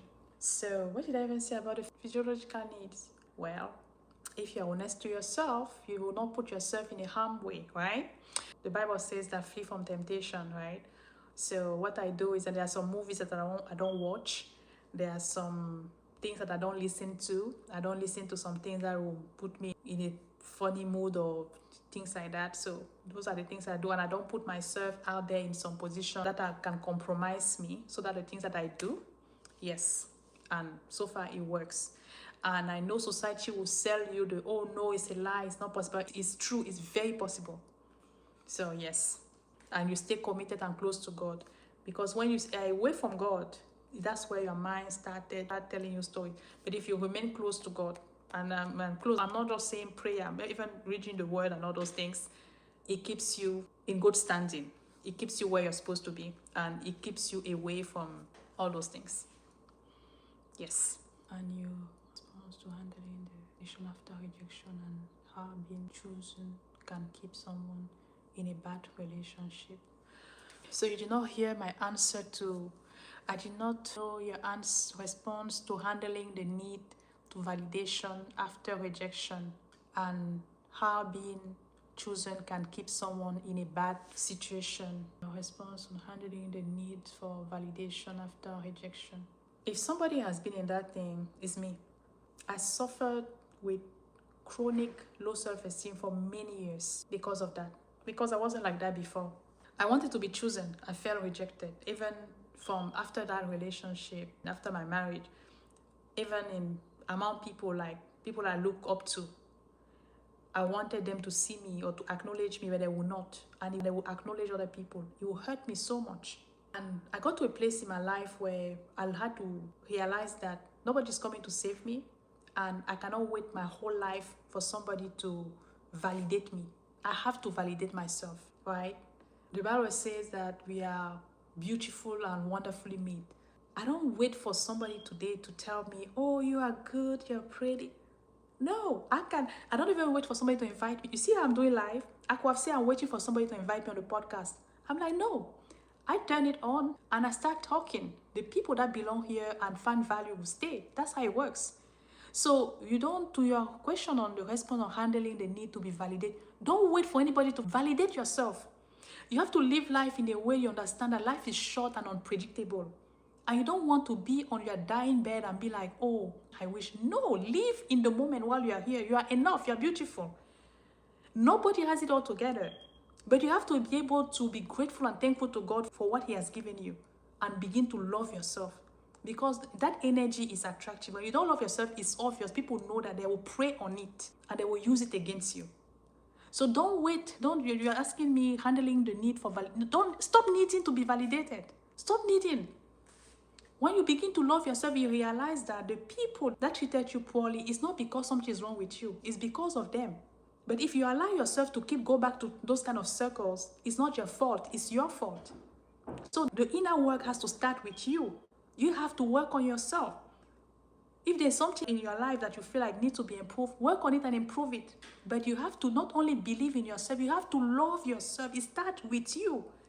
Even the Bible says, love thy neighbor like thyself. You have to love thyself first. You cannot tell me you love somebody more. You care more about the opinion of somebody about you more than the opinion you have of yourself. Sometimes you're so focused on waiting for people to come and speak life over us. No, begin by speaking life over yourself. If you don't know what to say, turn even YouTube and be like, word of affirmation. Start there. Or even take your phone and Google, what is God saying about me? Yes. Sometimes we give so much power to people and we allow them to work on our mind that much, and we keep ourselves in a position of captivity for so long. No, why? Get out of it. It's possible. I've been there. So I'm not talking just mere word. I've been there. So I'm telling you, you have to pick yourself up, validate yourself, and speak the things that you believe that you are. Even if you don't believe it, speak it to existence. You are enough. The way somebody treats you does not define your words. It does not define your value. No. I've been there. Trust me. I've been there. I'm not saying it because, no, she doesn't understand. No, I understand. I have been there. I hope this helped. I don't even know who asked this question. Bebo, I hope this helped. Good. Did it hinder me from trusting? Did the trauma from my marriage hinder me from trusting people again? At the beginning, yes. I don't know if it hindered me. Yes, at the beginning it did. Because remember, this 13 years ago, so it's a journey of healing. So I'm going to go back on the steps. At the beginning, yes, I had trust issue, not just that. I didn't even believe. I thought marriage was a lie. I was traumatized. I thought marriage was a lie. I thought that married people that smile together, they were faking it. But by the mercy of God, I found myself in the midst of people that were happily married. I found myself in the midst of people that were happily married. And because they were happily married, I could see my male friends loving their wife, and I was shocked. I was shocked because I was with somebody that did not love me at all. Can you believe that the only picture that I have with my ex-husband is the wedding pictures? We don't have any pictures together, not because we're lost. We never had any pictures together, only the wedding pictures. Can you imagine?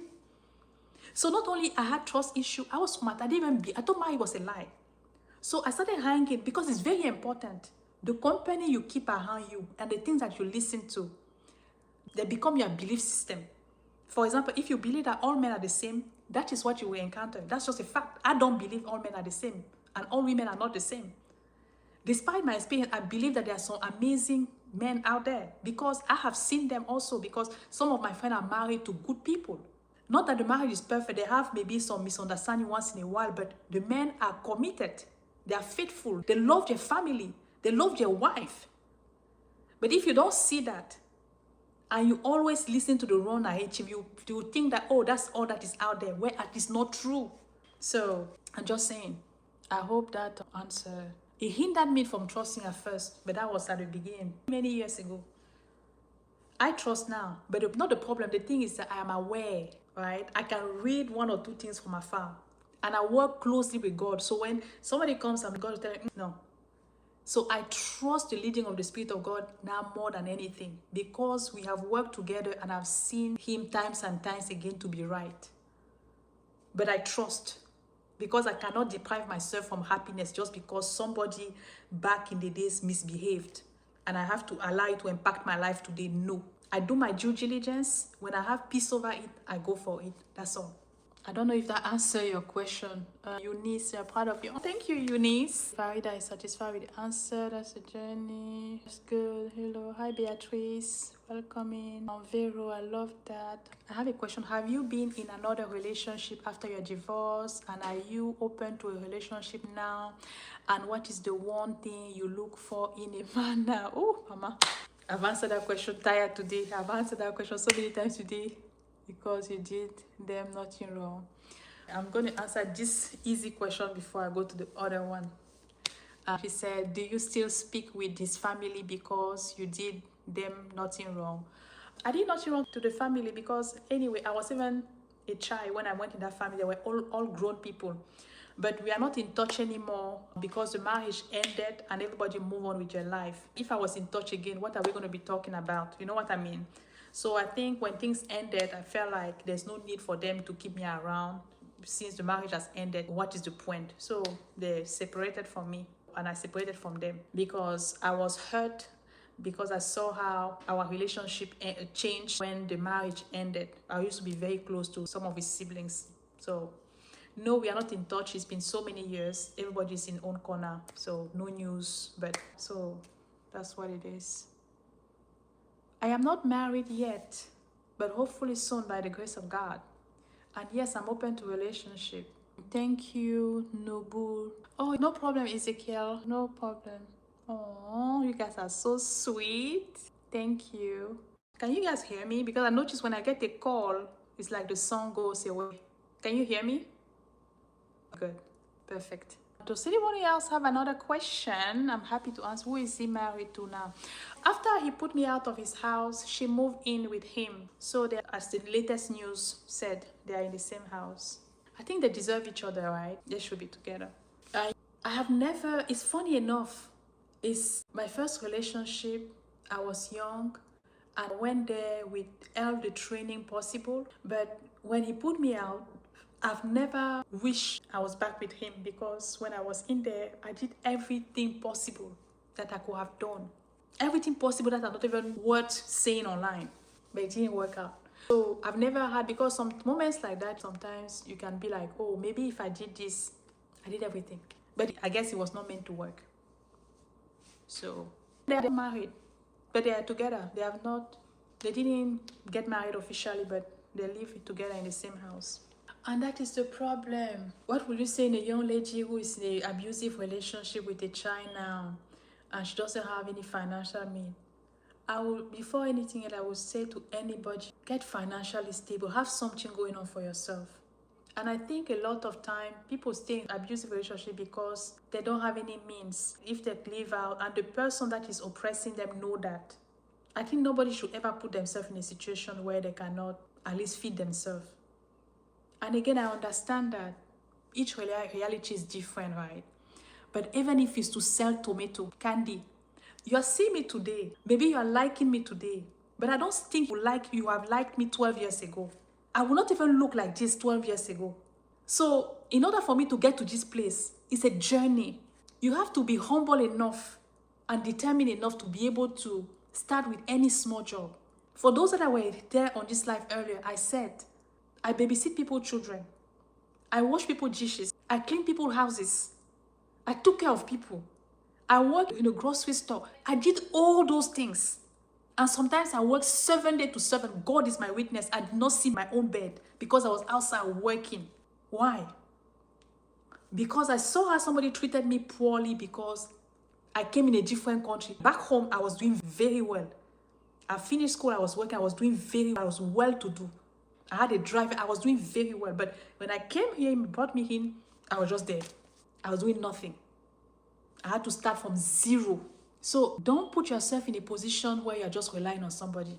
Even if you're a stay-at-home mom, find something maybe online to do, I don't know. But do something for your own dignity. Even if you are married to somebody who is very wealthy, do something. Even for the fun, do something. I beg you. Because when I see things like that, it breaks my heart. You are young with a child, abusive relationship. I would say for a beginning, please speak to his family, pray for him. Speak to his family. I don't know where you are, and I presume you might be in Africa because that's the only way you will see things like that. And begin to think about what to do. Find something to do, I don't know. Even if it's to sell candy or whatever and tie your baby on the back. I'm not saying you should leave your home, no. Find something to do because some men don't respect women that do not do anything. Maybe sometimes it's when you do something that he will see you, he will look at you differently when you add value on the table. So do something, and I'm very sorry for what you are going through. And I'm sure it's not easy. I'm not asking you to leave your home, no. I'm saying begin to think about how to find something to do. Pray for him, find something to do. Speak to his family about the situation that is going on. If they can intervene and bring a little bit of peace, I would say start there. What are they saying again? Are you serious? Did you even get married? Do we have another hater in their home? Hi, my love. Good evening. Who is that? Hi, Favor. I have so many loving people in this chat, and I love all of you. Let me kind to catch up. What are you guys saying? You see that guy? Yeah, no, it's good. I had someone similar to him earlier, and I had to let them go by blocking them. What would you say to a young lady? I think I just answered it. A beautiful and different spirit. Thank you, Eunice. She does. Thank you. Oh, you guys are so sweet. Thank you. When you walk away, knowing you did everything you could, peace you get. Yes, it hits different. And mind you, I'm in the US, right? And he was wealthy. I had the possibility to do the divorce and get money from him, but I told my lawyer that I didn't want money from him, so I did not take his money. So the other option, I could have taken his money. I did not take. Why? Because I got married young to a man that I love. I did not marry for any reason. And I found out later on that the reason he had not rushed to file for divorce was because he thought that he was trying to strategize to make sure I don't get his money. When I saw that message, I just told my lawyer, I just filed for divorce because I realized there was nothing left. And again, that was not right away. That was 3 years later that I filed for divorce. It's not right away. I waited. The African woman in me, the way we are taught in our culture to endure, I did all that too. That's why I sleep good at night, because I know that I did my part. But I did not take his money. And I have no regret because I'm a determined woman. I'm healthy, I have my legs, I have my hands. What is the next question? What would you say to I think I've answered it. Speak up. As African, we endure so much in silence, and it's like the culture, and they're like, oh no, that's how. No, speak up. Because what people are not talking about is that the more you endure those things, it takes a toll on your health. Speak up. Talk to somebody that you trust. Talk to an elder, I don't know. Talk to someone about what is going on, because it will help you even to liberate yourself. Don't suffer in silence. You have no idea how many times I wanted to end things. You have no idea what kind of thought crossed my mind so many times. Because that's when the devil will come and prey on your mind, and then a lot of things will go on in your mind. Speak up, and you will be shocked. A lot of people are going through the same thing as you, are even worse, but they are not talking. They don't know who to talk to. Just the fact that I started talking about my story, the people that I knew, but I did not know what was going on, they reached out to me. They were comfortable enough to tell me their own stuff that they are going through. I see mothers sending me emails, in my inbox, talking to me. I'm like, whoa. But you will not know. Speak up. And your speaking up does not have to be on social media though. No. You can look for an auntie, an uncle, or even somebody you don't know. You'll be like, I'm tired, I don't know. Or somebody you admire even from afar. Or a mother or a father that you feel like they have been a good example in their own homes. But don't die in silence, please. It's not worth it. Let your life count. Not everybody get the privilege to wake up every day. And if you get the privilege to wake up, make your life count for something. Let it be a difference between somebody that is still alive and the person that is not. Let's see, what is the next one? You guys are so kind, thank you. Yes, when you know you did your all, there's nothing you can do about it. What do I do now as a job? I don't want to talk about it because it's social media, right? But I have a job. But God always make a way. Oh, God always make a way. You said this statement that you said, it reminds me of a song of Don Moen, God will make a way. I remember in my ex-husband's house, he had a big house. And he would abandon me in the house, he would not come home. And at night, there was a time I couldn't sleep. I would spend days without closing my eyes. I couldn't sleep. And I would sit at the window, looking at the window. I would sit by the window, looking outside, just wondering, it's 1 a.m., 2 a.m., wondering when he will come home. And when I was sitting at the window in the dark at night, around 1 a.m., 2 a.m., just sitting there, wondering when he will come, I used to be listening to this song of Don Moen. God will make a way where there seems to be no way. He works in ways we cannot see. He will make a way for me. He will be my guide. Hold me closely to his side. Works in ways we cannot see. He will make a way for me. When I think about that season, I always get emotional. It's easy for me to cry because I can tap into the pain I went through. I don't even know how to explain. And I said, that's why I keep telling you, I bring God, not because I'm perfect, but because that's all I had. Imagine having a best friend for so many years. It's normal for you to just talk about him all the time. Oh gosh, anyway, what is next here? Talking about this makes me emotional. You have no idea. It's not because I'm not healed. I don't know how to explain it. Oh, Lars, thank you. I'm proud of you. Thank you. Yes, emotional stress can make you sick. Baby, what's your question? Questions are welcome. It doesn't bother me. He has a question for me. He says, Cindy Bebo said, do you think you can ever love the way your heart loved when you were innocent and self-love? My dear, I told you, no man born of a woman has the power of depriving me from giving love and receiving love. just because Satan used them to harm me. No. Of course, I can. And I have loved somebody after him. I think I spoke about it. I don't know if you were still at home. I love without holding back. Yes, I still have it in me. Why would I do that? Why won't I? Yes. I am not, you know how they say you're scared, you're this and that. Yes, but I can still love the right person. Yeah, I don't just walk around and it's like, oh, no. But when I'm in a relationship, I love the person I'm with. At least when I love the person I dated. So yes, I can. What did your family do when they found out about your situation in America while they were in Africa? The truth is that my family did not have the full details of what happened. It's even when I started sharing my story a month ago that my siblings even knew what really happened in details, right? Because back then, my family is all the way in Africa. What can they really do? It's true, my father wanted to send me money, but I didn't. I took my father's money once because somebody was coming to the US, so he was able to send me money or things like that. And at that time, I did not have my documents yet, so I couldn't go and take money from the transfer money and all those things. My dad sent me money and all that and stuff. But because before I left Africa, I was already very well to do. I was very, at a young age, I had finished school and I had a great job in the oil company. I had a driver. I was doing very well. So I was the person that people were looking up to. Cousins, maybe to help.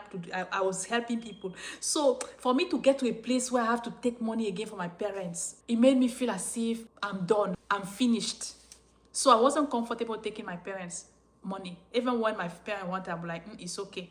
So I took my father's money once, but I would just manage. As I said earlier, get small jobs, and when I didn't have the papers yet, babysit people, clean people's house, do all those things to just get some things to manage. So it's not like I got support, no. I was basically working to take care of myself. For sometimes I think my heart is tired. For sometimes I think my heart have retired. I'm not sure I would ever love the way I once loved, so innocently and purely. That's not fair. I think you should not bring somebody in your life if you're not ready to love them. Especially, I think you're a male. I think you should just, before you enter in a relationship, do your due assessment and diligence. Ask the right question, pray about it and all that.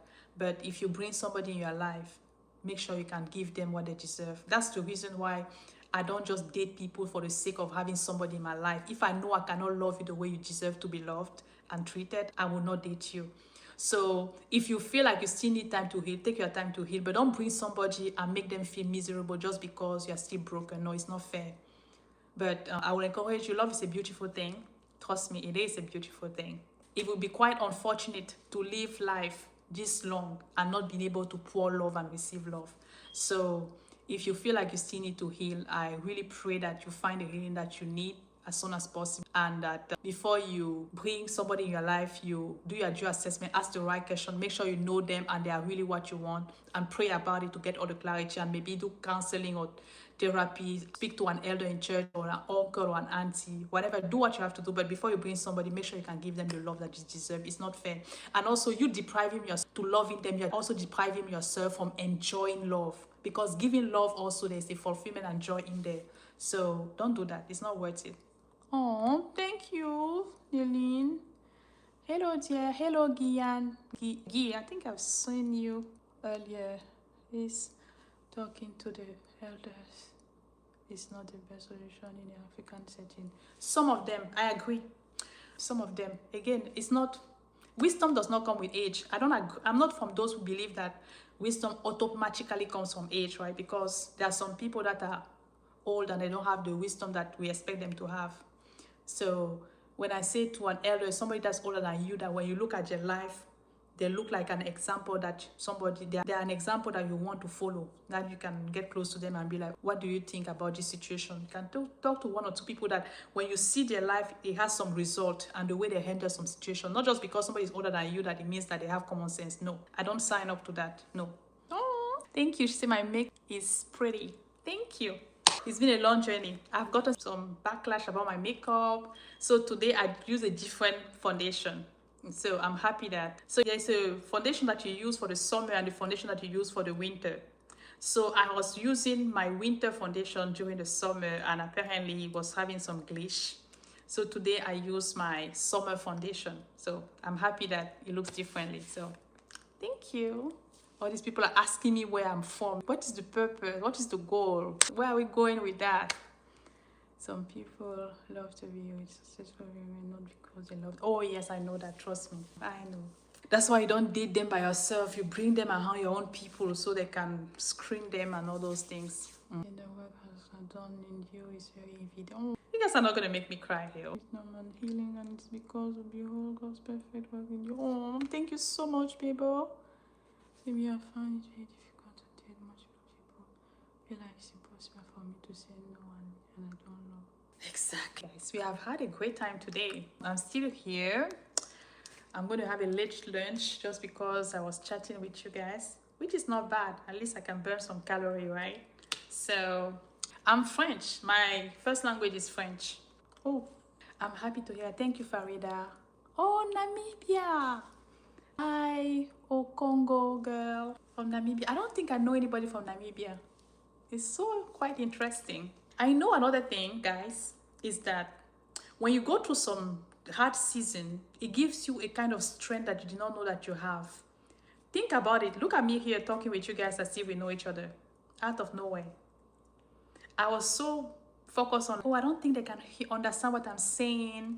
My English is not this and that. I don't think they will understand my accent. And then when I started talking about my story, I have a video where I have 1 million views, and I was talking, and I was like, what? So all this while, the enemy was trying to play on my mind, making me think that when I'm speaking English, people cannot understand what I'm saying, whereas they can understand. If not, how come I have 1 million views on my video? So yeah, it gave me the strength to come back and talk to you guys. One of the takeaway from this today, you have to believe in yourself. Don't wait for anybody to validate you. Don't wait for anybody to make you feel like, oh, they have to validate you in order for you to smile. No, you are enough. You're beautiful, you're kind, you have what it takes to achieve whatever you want to do in life. You have to believe it and say it to yourself. Yes, there's nothing wrong with you. And if you know that there's some area in your life that you need to work on it, but you have to believe in yourself. Stop giving power to people over your mind, your life. No, it doesn't work like that. Life is short. My own thing for me, what keeps me going is that, and makes me have the courage to do the things that I want to do, is because I always tell myself, I don't want to be on my last day and be like, oh, I wish I did this. I wish I had the courage to go online and maybe have a talk show or a podcast or talk to people or share my story. I don't want to die with regrets. No. As long as we live, we will fulfill all the plans of God for our life and the desires of our heart, as long as it glorifies the Lord. Yes. So, guys, I don't know where you are in your season right now. I don't know what you're going through. I hope my story, like some of you guys have been saying, is inspiring you, and I pray that it keeps giving you the strength to keep going. It might not be the same thing you're going through. You might maybe going through time in school, or maybe your business or whatever. Just know that if you have the determination, things can change. And if you have faith and determination, and you trust God, and you do the inner work, and you have a positive outlook of things, things will be different. It might take time. It might not happen when you want it to happen, but it will happen. So you have to have a positive outlook of things and have a grateful attitude and just keep going. That's all it is. Thank you, Gatoni, Dari. You're welcome, Eunice. Thank you, Farida. Thank you, Okongo girl. Yeah. Is there anything else you guys would like to know before we call it today? It's easy for me to do the live than record videos. And with live, it's easy for me to answer every questions. When I have to do videos, I have to be like, okay, what do they want to know? But if I'm here, I'm happy to just flow. It's easy that way. Oh, thank you, Minuka. Thank you. My gosh, that is scary. That's a big title. But okay, I'll take it. Thank you, Minuka. Thank you. Yes, I did. What are you guys doing this evening? Does anyone has another question or any comment or any remark? Yeah, I think I should. I have been on. Okay, you know what? Let me just stick around a bit if you guys have any question. This is the longest live I've done. Those that are with me since the beginning, this is the second. We had to drop and come back, so this is literally like hours. Yeah, studied business management. I think I look good. Yes, I look good. Guys, I've not had lunch. I've not had breakfast. The only thing I had was since morning, and it's 2 p.m. But before I wrap up this call, I have a quick question. I do a video. What topic do you want? What do you want me to talk about? Is there anything you want me to touch on with more details? While we are here, I would like to know on the next video. I know people have asked about journey of rebuilding myself. Okay, one thing I'm going to take time and really record. But is there anything else while we are here? You guys are so kind. Oh, cute. My favorite food. I think it varies based on the season. Now, what is my favorite food? Right now, honestly, I'm trying not to like anything right now because I've gained some few pounds, so I need to get back to the gym and stop ice cream. But I have this African dish that I like, blended yam, and then you put some salt and a bit of palm oil. You wrap it and you cook it for a few hours and then eat it with peanut stew. I love it. Like, if I'm full, you give me that specific meal, I will never say no. But on a day-to-day, I like fish, I like grilled fish, I like steak, things like that. Yeah, ice cream, which I shouldn't. So, yeah. Those good. I've been watching your videos and honestly, you inspire me. Oh, you guys are so kind. Thank you. Okay, what lesson did you take to your second relationship from the first relationship? Did I take any lesson? No. I think you missed a lot of the life. I did not take any lesson. I just went there. I stayed there because the guy chose me. The guy was misbehaving. The guy was cheating, but he wanted to marry me. He wanted me. And because I was rejected in my marriage, and I saw a young guy that not care that I was divorced, and he wanted to be with me, he wanted to marry me, even though he was cheating on me all the times. And I think he preyed on he took advantage of the fact that I had low self-esteem at the time. So he knew that, okay, because she doesn't know her value, so let me just, it's easy for me to be with somebody like that because I know I can do anything and she's still going to be around. So I was a whole mess. I had no business being in a relationship at that season because I was still broken. I didn't know my value, my worth, because I was still allowing somebody to treat me poorly and I was staying. So I learned a lot from that relationship, a lot from the second one. I learned that I am beautiful, I have what it takes, I'm worth it, and I should not allow anybody to treat me like that. And I cannot blame him. It's easy to blame the person. Oh, you did this to me, but yes, I did it. What did I do next? I stayed. Yeah, I was still there. But yeah, I healed from all these insecurities. I'm free from the demons of my past.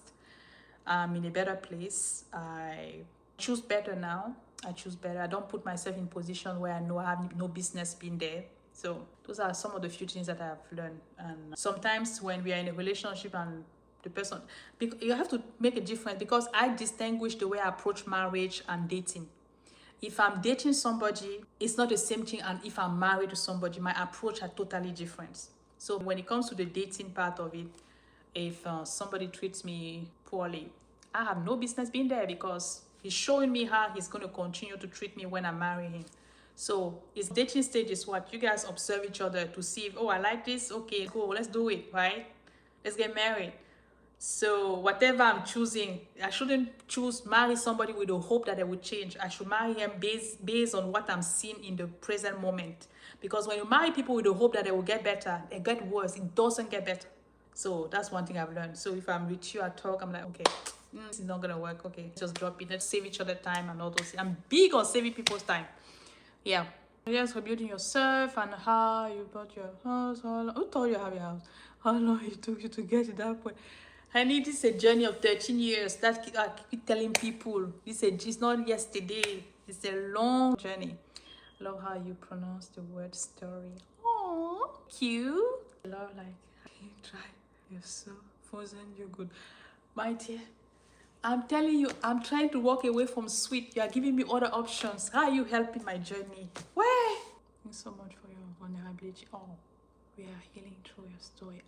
You see, this thing you tell me, Eunice, is because of people like you saying these things that makes me come on live like this and keep going. It's because of people like you that I do this thing. Like out of the blue, I find the strength and the courage to come online and start talking, because I'm like, why will I go about my life and my journey not impact anybody positively? But if I put myself out and I feel like it's adding value to one person, I'm going to keep doing it for that one person, and hopefully it can touch 1, 2, 3 and more people. So thank you for saying it, and we'll keep talking, and hopefully we'll keep adding value to people's life. How do you handle the pressure to settle down? The feeling of time is maybe running out and we need to find the right now. Oh my gosh. That question. Do I handle? I don't have the pressure to settle down. I had it at a season in my life. That was a few years ago. I had it, and then because I had it, I was in a relationship where I wasn't treated well, and I stayed there for a long time because I had the pressure of settling down. And because I wanted to settle down, I want to start having children. I think I mentioned that earlier, but you were not on the call yet. I don't have the pressure of settling down anymore. I don't have it anymore. I don't. I crossed that stage. Remember in age, right? There was an age when I was 32, 33. I don't have that anymore. I'm waiting on God. I'm waiting for God to send me my partner, right? I know what it is to be in a wrong marriage. So no, I don't have the pressure of settling down. And I've made peace with God that whatever He decides for me, I'll find for me, by me, right? And I've taken some disposition and I've froze my eggs. And even if I don't get to use it, I have nephews, I have nieces. I can love them like a second one. Like, I made peace with those decisions. So I don't have the pressure of settling down, because when you have the pressure of settling down, you settle down with anybody and you are miserable and you have nobody to blame except yourself. So I let things happen naturally. Do I want to get married? Yes. Do I want to have a family? Yes. But no, I'm not under any pressure of anything or settling down. No. When the time is right with the right person, the Lord will make it happen. It's really that simple. But did I have that pressure? Yes, I had it a few years ago. And that's why I stayed in a wrong relationship where a person was kind to me. Oh yes, he was very kind, but he was cheating like crazy. And I knew that because of my past where my ex-husband traumatized me, if I go and marry somebody again that behave like this, showing me with this action that he's not choosing me, it's either I marry him and in the marriage I lose my mind and my sanity just for the sake of a title. I say no, I'm time around. I'm choosing myself. So no, I don't have any pressure of settling down. I know that when the time is right, the right person will come. We'll find each other and things will happen naturally. So that's where I am. I don't know if that answers your question or that. Steve, I'm in Dallas, honey. Steve Lation. I hope that answers your question. I'm in Dallas. Where are you, Eunice? Yeah, look at me coming online telling you guys about my life. Interesting. But I love it. Hi, Victor. Hi. Welcome in the house. I'm in Houston. Wish we could have coffee, sis. Hopefully one day we can have coffee. Houston and Dallas are not far. Yeah. I think you should follow me on Instagram. And one day if I'm in Houston, I can hit you up. Yeah, my Instagram is Cindy Logan. So you guys can easily find me on Instagram. I'm more active on Instagram by messages, but live, I just did this thing today. Okay, guys, how long did we stay? I can still stay for like 6 minutes if you have any question. If not, I'll be happy to go and eat my pomme pile that I made yesterday. Now, who knows what pomme pile is? That is the big question. Oh, Farida, okay. Then you found me on here. Yes, I always tell people on. Okay, what I would advise you to do, Steve Vela, is that how about you take a retreat? Because at the end of the day, the man is the one that marries the wife, right? So I would advise you to just take a retreat, on a spiritual retreat of, I don't know, 14 days, spiritual retreat or a fasting. Spend time in the presence of God and ask Him to guide you in that direction, because I believe that if you want, you can still get married within a year. But just take some time with God and do some personal work and go from there. If you really desire marriage, God will direct and bring the right person for you if you really desire it. And I think for me, I think at the point I didn't desire it, and I feel like I have to bring myself in a place where I'm like, I desire it. It was not just like priority. I was focused on other things. So, but if you really desire it, I think you should take a retreat, spend some time with God, fast and do some personal work and ask God to lead you and bring the right person in your way. Then I found you on YouTube. And then you found me on YouTube. Oh, you found me on Instagram and then you found me on YouTube. Amazing. That's destiny. Okay. Very encouraged by your story. Victor, that I'm happy you're healing from all that has happened to you in the past. Amen. Thank you. Yes, I'm healed, honey. I'm healed. I'm doing well. And I'm healthy. Because things like that, some people, they lose their mind. I know some aunties going on in the neighborhood. They were sick. Things like that can give you cancer, make you sick and all those things. So that's why I tell people, take care of your mental health. Those things are real. It's not just words. Even our parents that endure some things, if you really ask them real questions, if they want to be honest, they will tell you they were traumatized. And they were traumatized and they didn't have any option. That's why some of them will not allow their children to go into things like that again. So, take care of yourself, guys. Hi, Will Waku. Where are you connecting from? Just send you a message on Insta. Okay, we'll check it out later since I'm on the live now. Guys, I hope you enjoyed this time that we spent together. I don't like to waste my time. If you guys felt like I'm wasting your time, I will never come live again. This is my first time doing this YouTube live ever. So if you feel like this added any value, I hope some people learn something. I know some people are just here just to hear stories. But I hope you learn one or two things and this was edifying and it added value. And if it's something that you guys want us to be doing, sometimes I'm glad to do it. We just need to pick up a topic, align on it, and go from there. I'm happy to flow because, come on, I cannot, in 2 hours, 3 hours is not enough to talk about a whole 13 years, right? So it's piece by piece. Curious how you were able to learn a new language, that first. You said you never knew how to speak English. Yeah, I have a video actually. If you go on my YouTube, there's a video where the title is how I was able to speak English. I think I've answered it here, but so many times today. But if you go on my YouTube, you will see it there. I'm answering how I was able to learn English. The time was good. This time was God sent. I don't know. I got on YouTube. It was God sent. Thanks again for your vulnerability. You are welcome. That's the things that make me feel fulfilled. If I feel like I'm adding value, that's all that matters to me. That's my ultimate goal every day of my life. Like with my friends, I'm always asking them, do I add value to you? If I don't, I'm going to check out. Like, really that's simple for me. I don't just want to show up. I want to bring something on the table.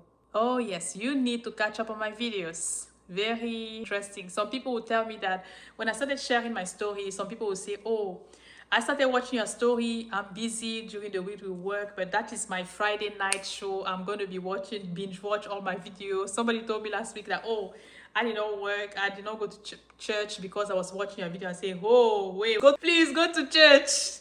My videos are not running away. They're still going to be there.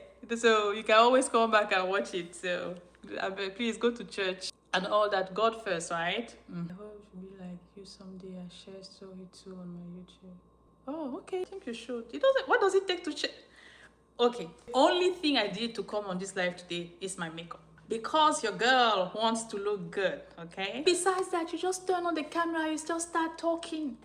The people that are meant to hear your story will find you and they will be there. They will hear. They will stay, okay? I know it's not easy. Even though I make it look easy, it's not. But if you have lived my life and you have been through what I've been through, courage will just come naturally. You can do this. So, yeah. I love you all. It's such a pleasure to come here and talk with you guys. I hope we can do it again. I don't know if it works better if I just post on my channel that I will be live, and I don't know. But maybe I will try that the next time because this was not planned at all. This was just spontaneous. And I saw a lot of you came in and I love it. Oh, I love you guys and all that. So let me go and eat. It's already 2 p.m. Please, I don't want to fall here.